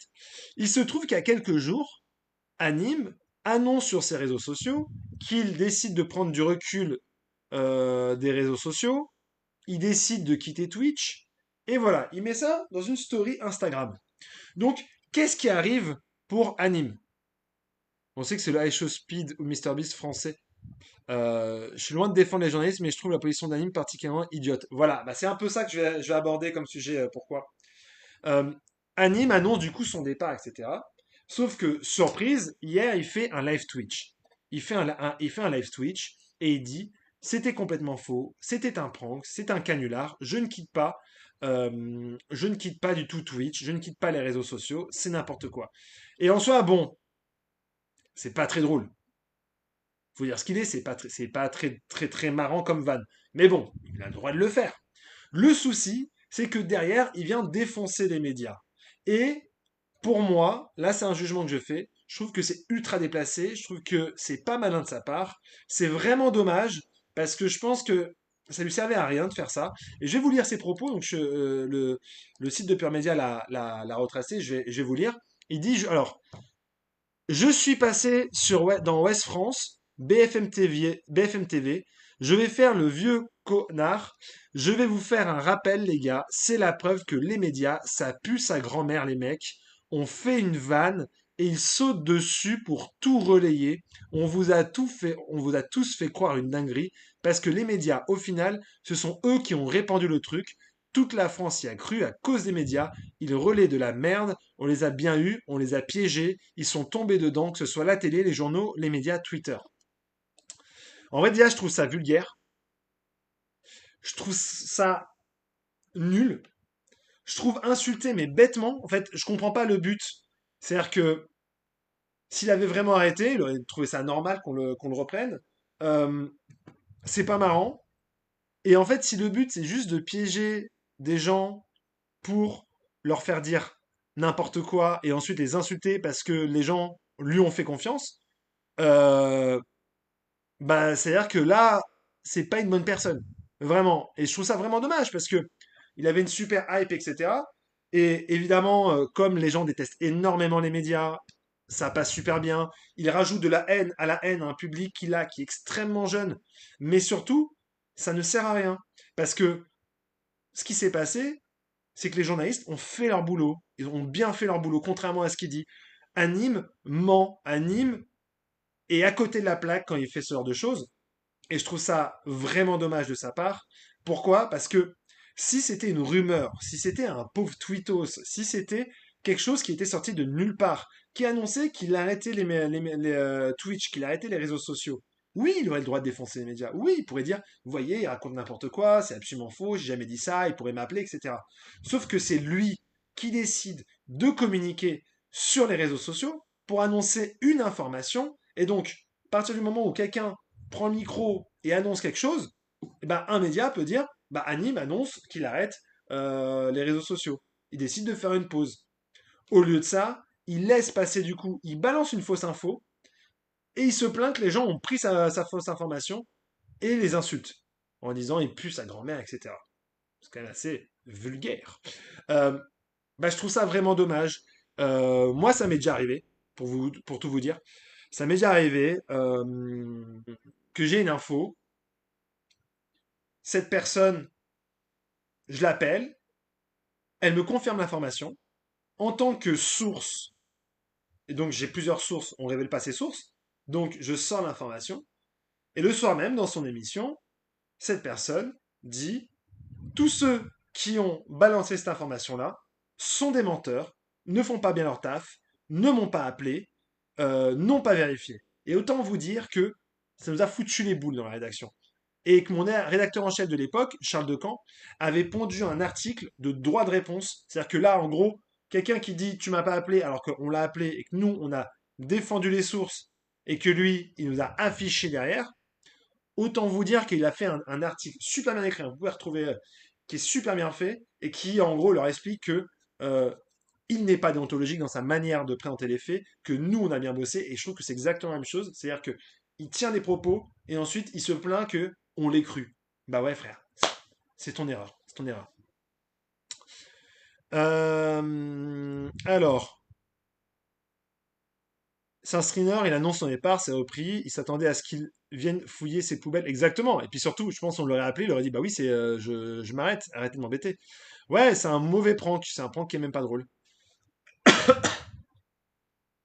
Mais c'est un peu ça, ça fait un peu mal à la gorge. Mais il relaie ta propre info, c'est pas comme si c'était une rumeur. Exactement, tout à fait. En fait, à partir du moment où c'est son compte qui est annoncé, c'est normal que la nouvelle soit reprise, surtout qu'elle est sensationnelle. Tout à fait, Hello, c'est ça. Oui, en plus, il a raison, toute la France, faut avoir un melon. Non, non, mais moi, je trouve ça très déplacé. Alors, lui, je le connais pas. J'ai rien contre lui. J'ai un problème contre la démarche qu'il a eue, hein, évidemment. Anime n'a pas apprécié avec les médias. Le timing était tellement naze que j'ai cru que c'était en réaction à la mort de JPM sur Kik. Ouais, bah, je suis assez d'accord avec toi, Caradoc. On va en parler un peu après de JPM, mais oui, il avait tout justifié. Bah, il y a un monde où. Salut McFly! Il y a un monde où clairement, en fait, il devait vraiment faire une pause et pour X raisons, il a décidé de faire marche arrière.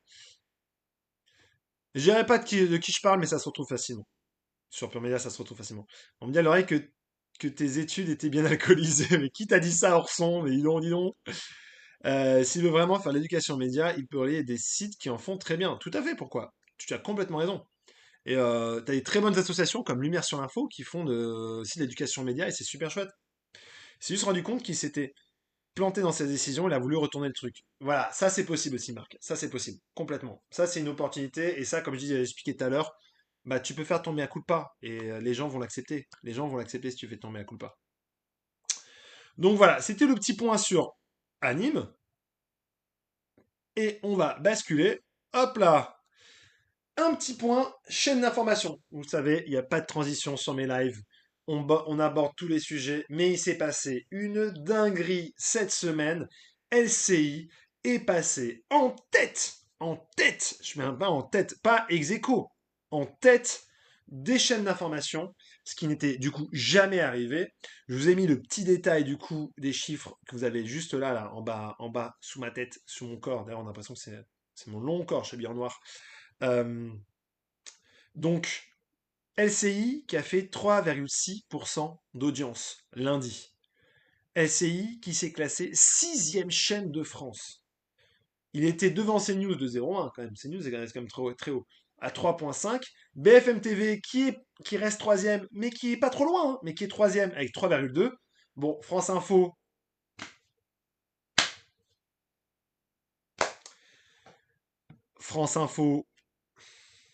voilà quoi. France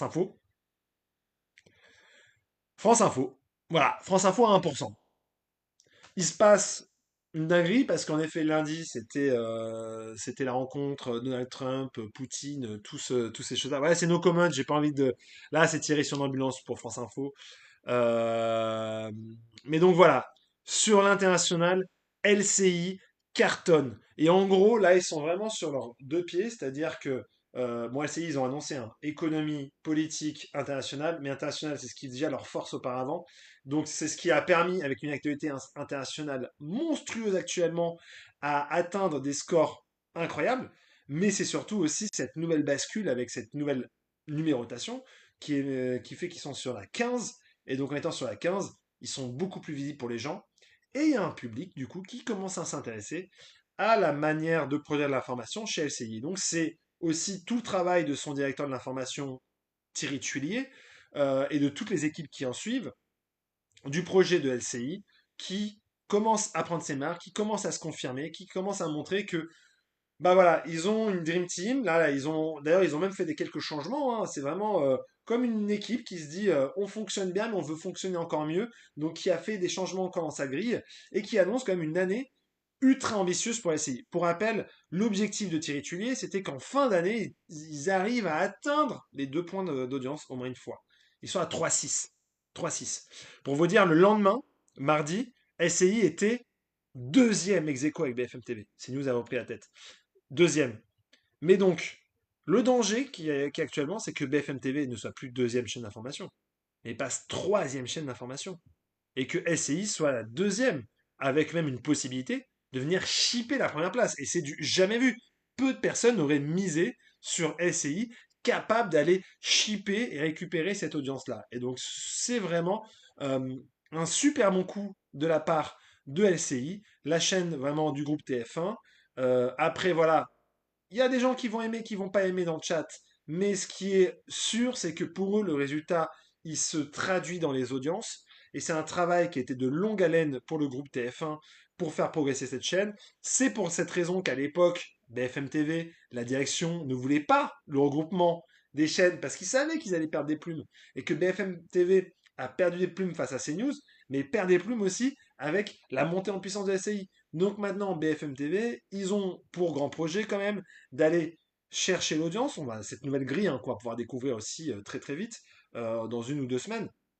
Donc BFM TV va avoir cette nouvelle grille, on va voir quel impact ça va avoir. On sait par exemple que tous les soirs, on va avoir, non, du lundi au jeudi, on aura Charles Consigny maintenant, là c'est annoncé, alors je crois pareil c'est le Figaro qui l'a révélé, j'espère ne pas me tromper dans mes sources, mais je crois bien que c'est le Figaro, euh, qui a révélé que Charles Consigny aura une interview par jour à 18h30, pareil pour essayer de muscler un peu ce jeu. Ils ont leur nouvelle grille, ils ont un nouvel matinal avec un super plateau pour un matinal. À voir comment Dominique Tenza et Painstorm vont pouvoir créer ce nouveau duo. Et ça peut fonctionner, ça peut marcher.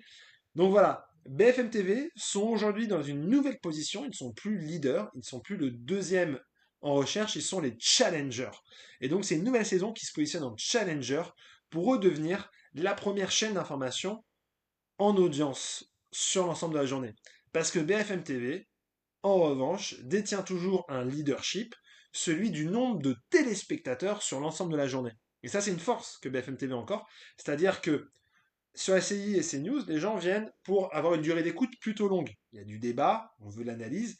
BFM TV, la consommation de BFM TV, c'est une consommation rapide. On n'est pas sur du fast info, c'est-à-dire ah, tiens, je veux juste avoir les infos, il n'y a pas de JT. Je vais sur BFM TV, je reste 3 4 minutes, il y a les bandeaux, il y a les sujets, ok, je pars. Et donc, ça veut dire que sur un mois, par exemple, BFM TV, c'est 12 millions de téléspectateurs, en moyenne par jour. 12 millions de téléspectateurs. C'est énorme. C'est énorme. C'est la toute première. CNews est loin derrière. C'est 12 millions parce qu'il y a des gens voilà, qui viennent, tac, et qui zappent. Le problème, c'est que quand tu viens, tu zappes et tu pars, tu ne crées pas beaucoup d'audience sur le long terme.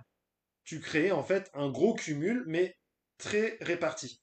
Alors que un LCI, par exemple, va avoir des gens, un certain nombre conséquent, par exemple sur la journée de lundi dédiée à Donald Trump, qui sont restés longtemps dans la télévision. Un public plutôt âgé d'ailleurs, parce que c'est un public journée, hein. Et donc voilà, qui explique un peu ce mouvement-là, et qui va être assez intéressant de voir comment la nouvelle grille de SCI, la nouvelle grille de BFM TV, la nouvelle grille de France Info va venir ou non perturber la grille qui est quasiment inchangée. Je n'ai pas le souvenir qu'il y ait eu beaucoup de mouvements de CNews pour cette rentrée.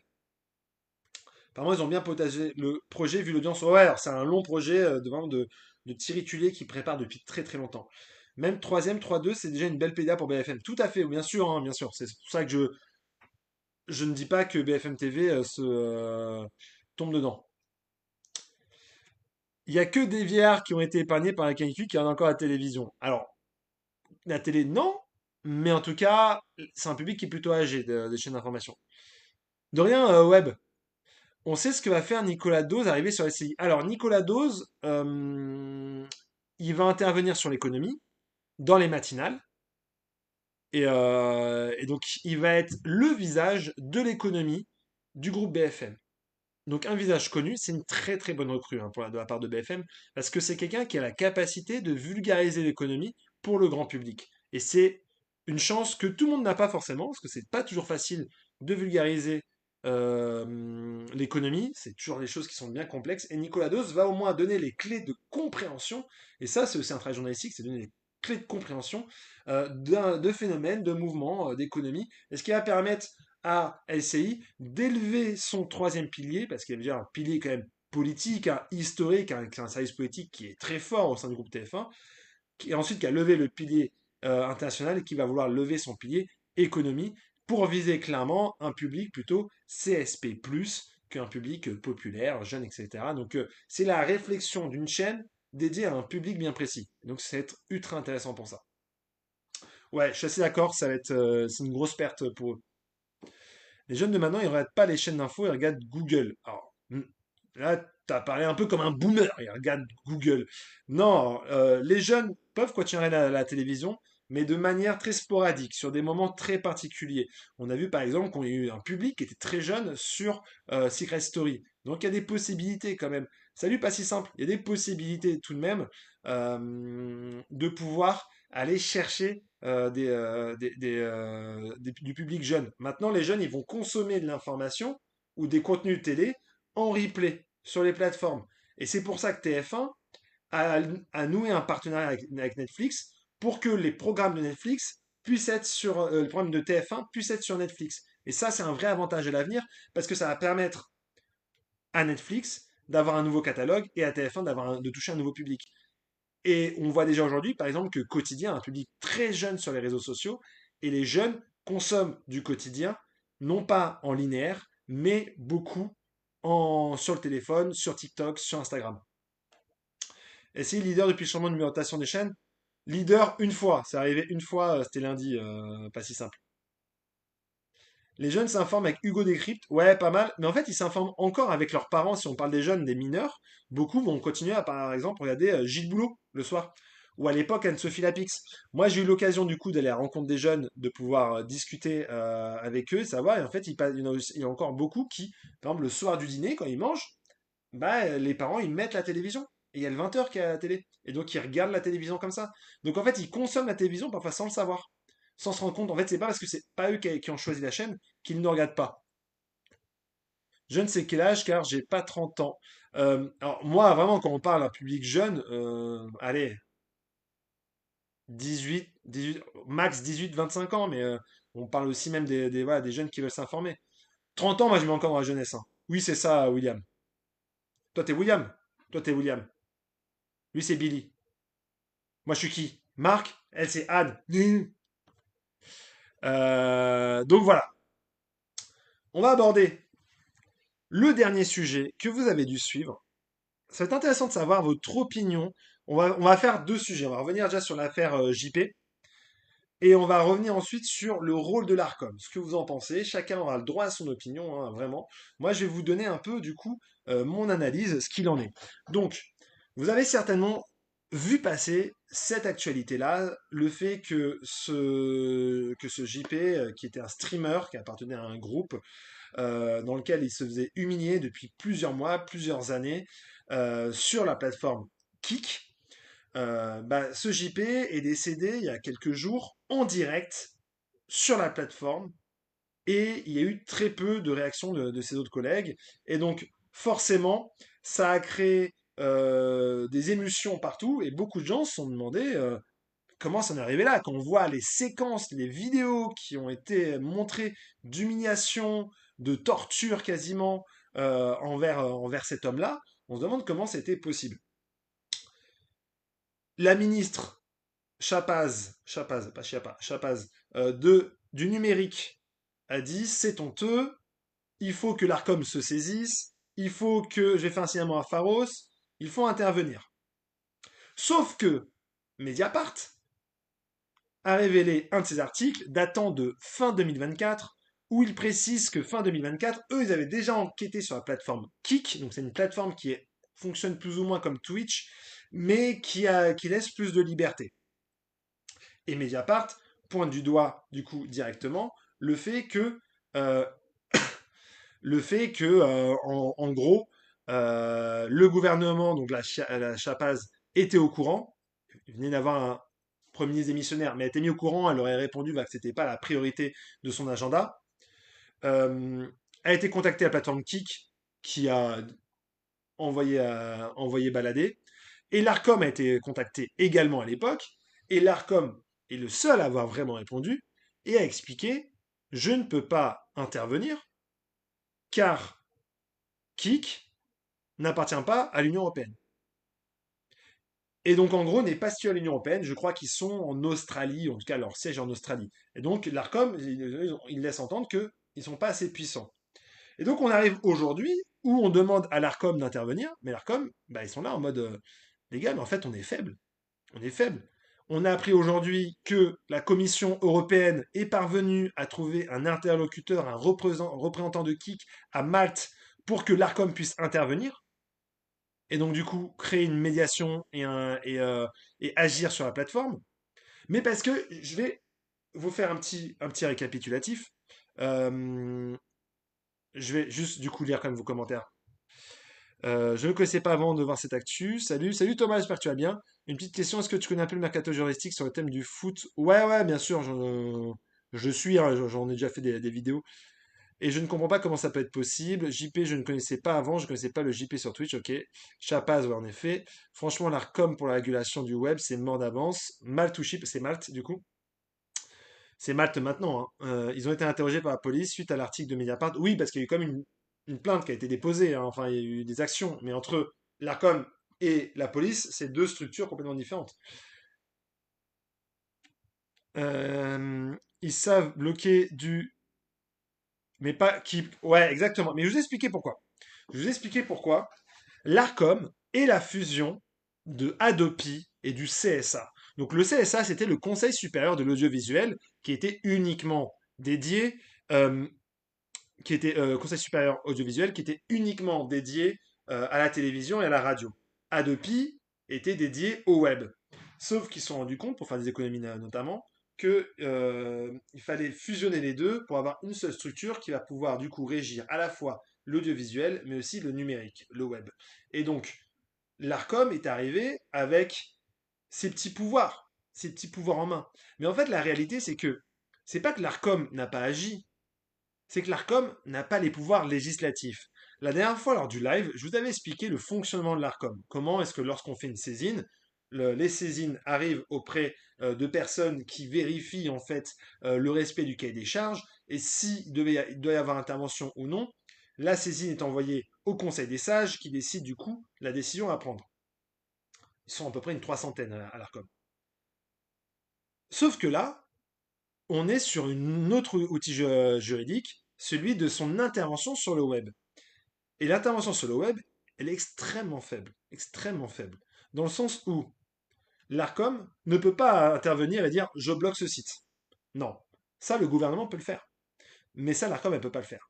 L'ARCOM, elle doit intervenir avant, avec les représentants du site. Doivent venir discuter avec eux, doivent venir négocier. Et c'est ce qu'on a vécu récemment avec les sites P, les sites vraiment de Hemhem, puisqu'ils n'ont pas été bloqués par l'ARCOM.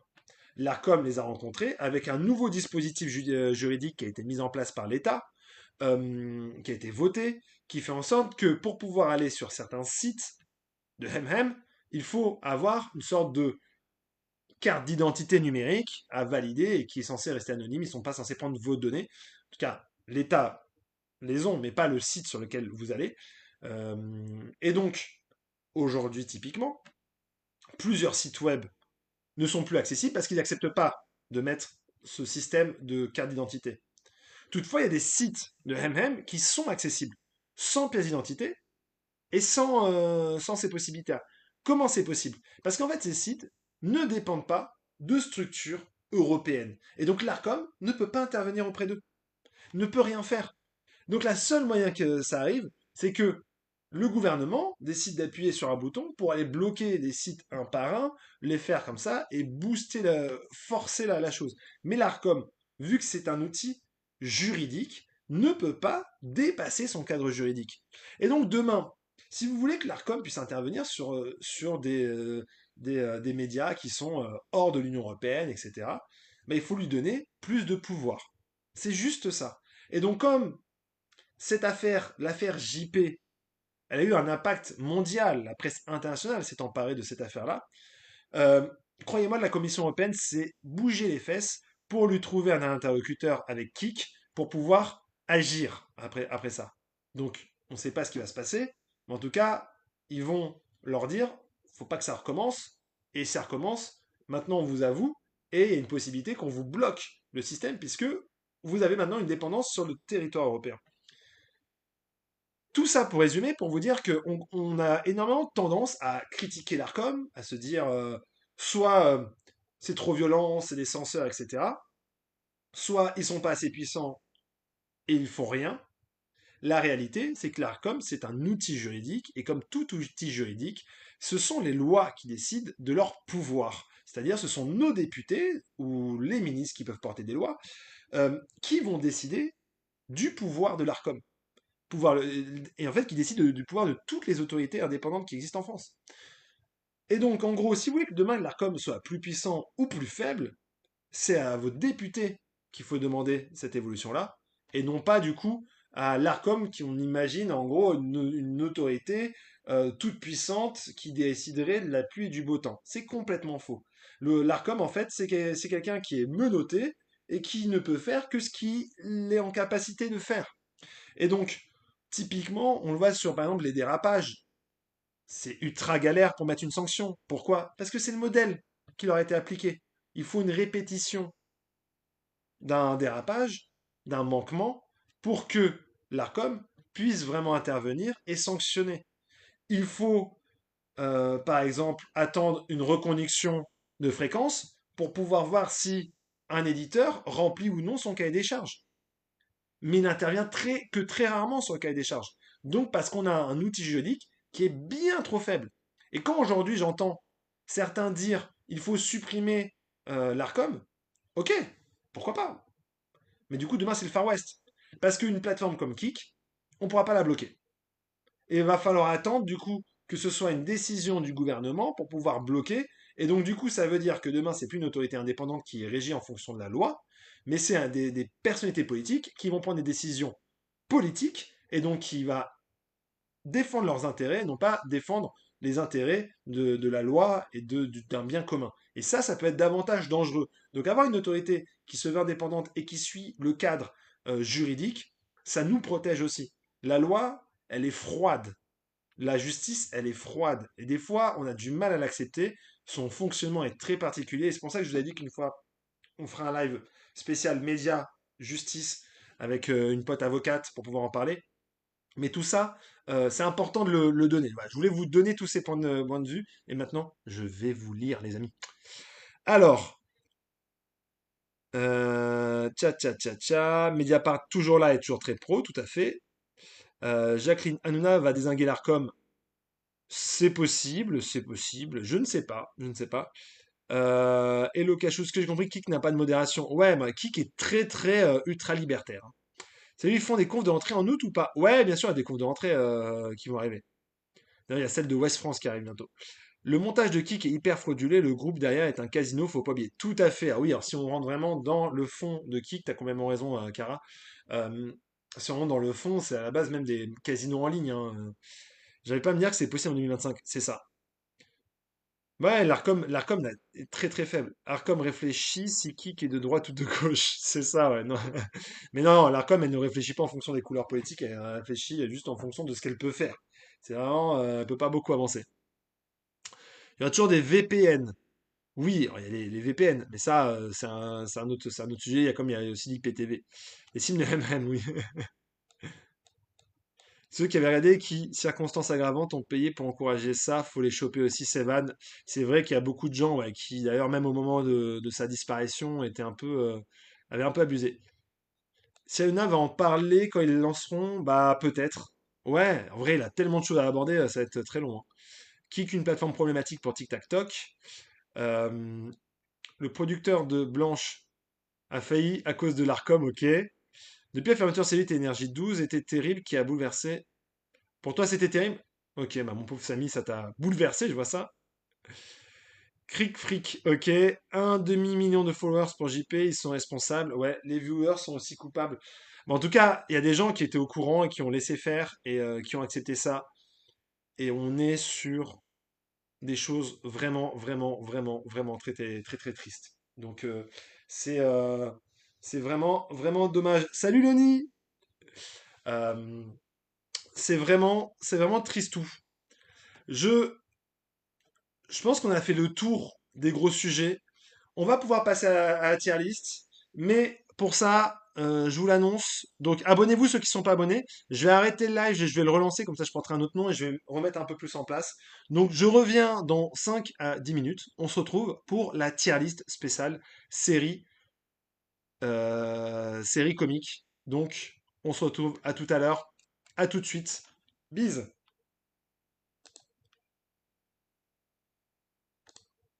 Ah, je vais mettre ma tête en bas. Je mets ma tête en bas. Ou alors je mets le live en pause.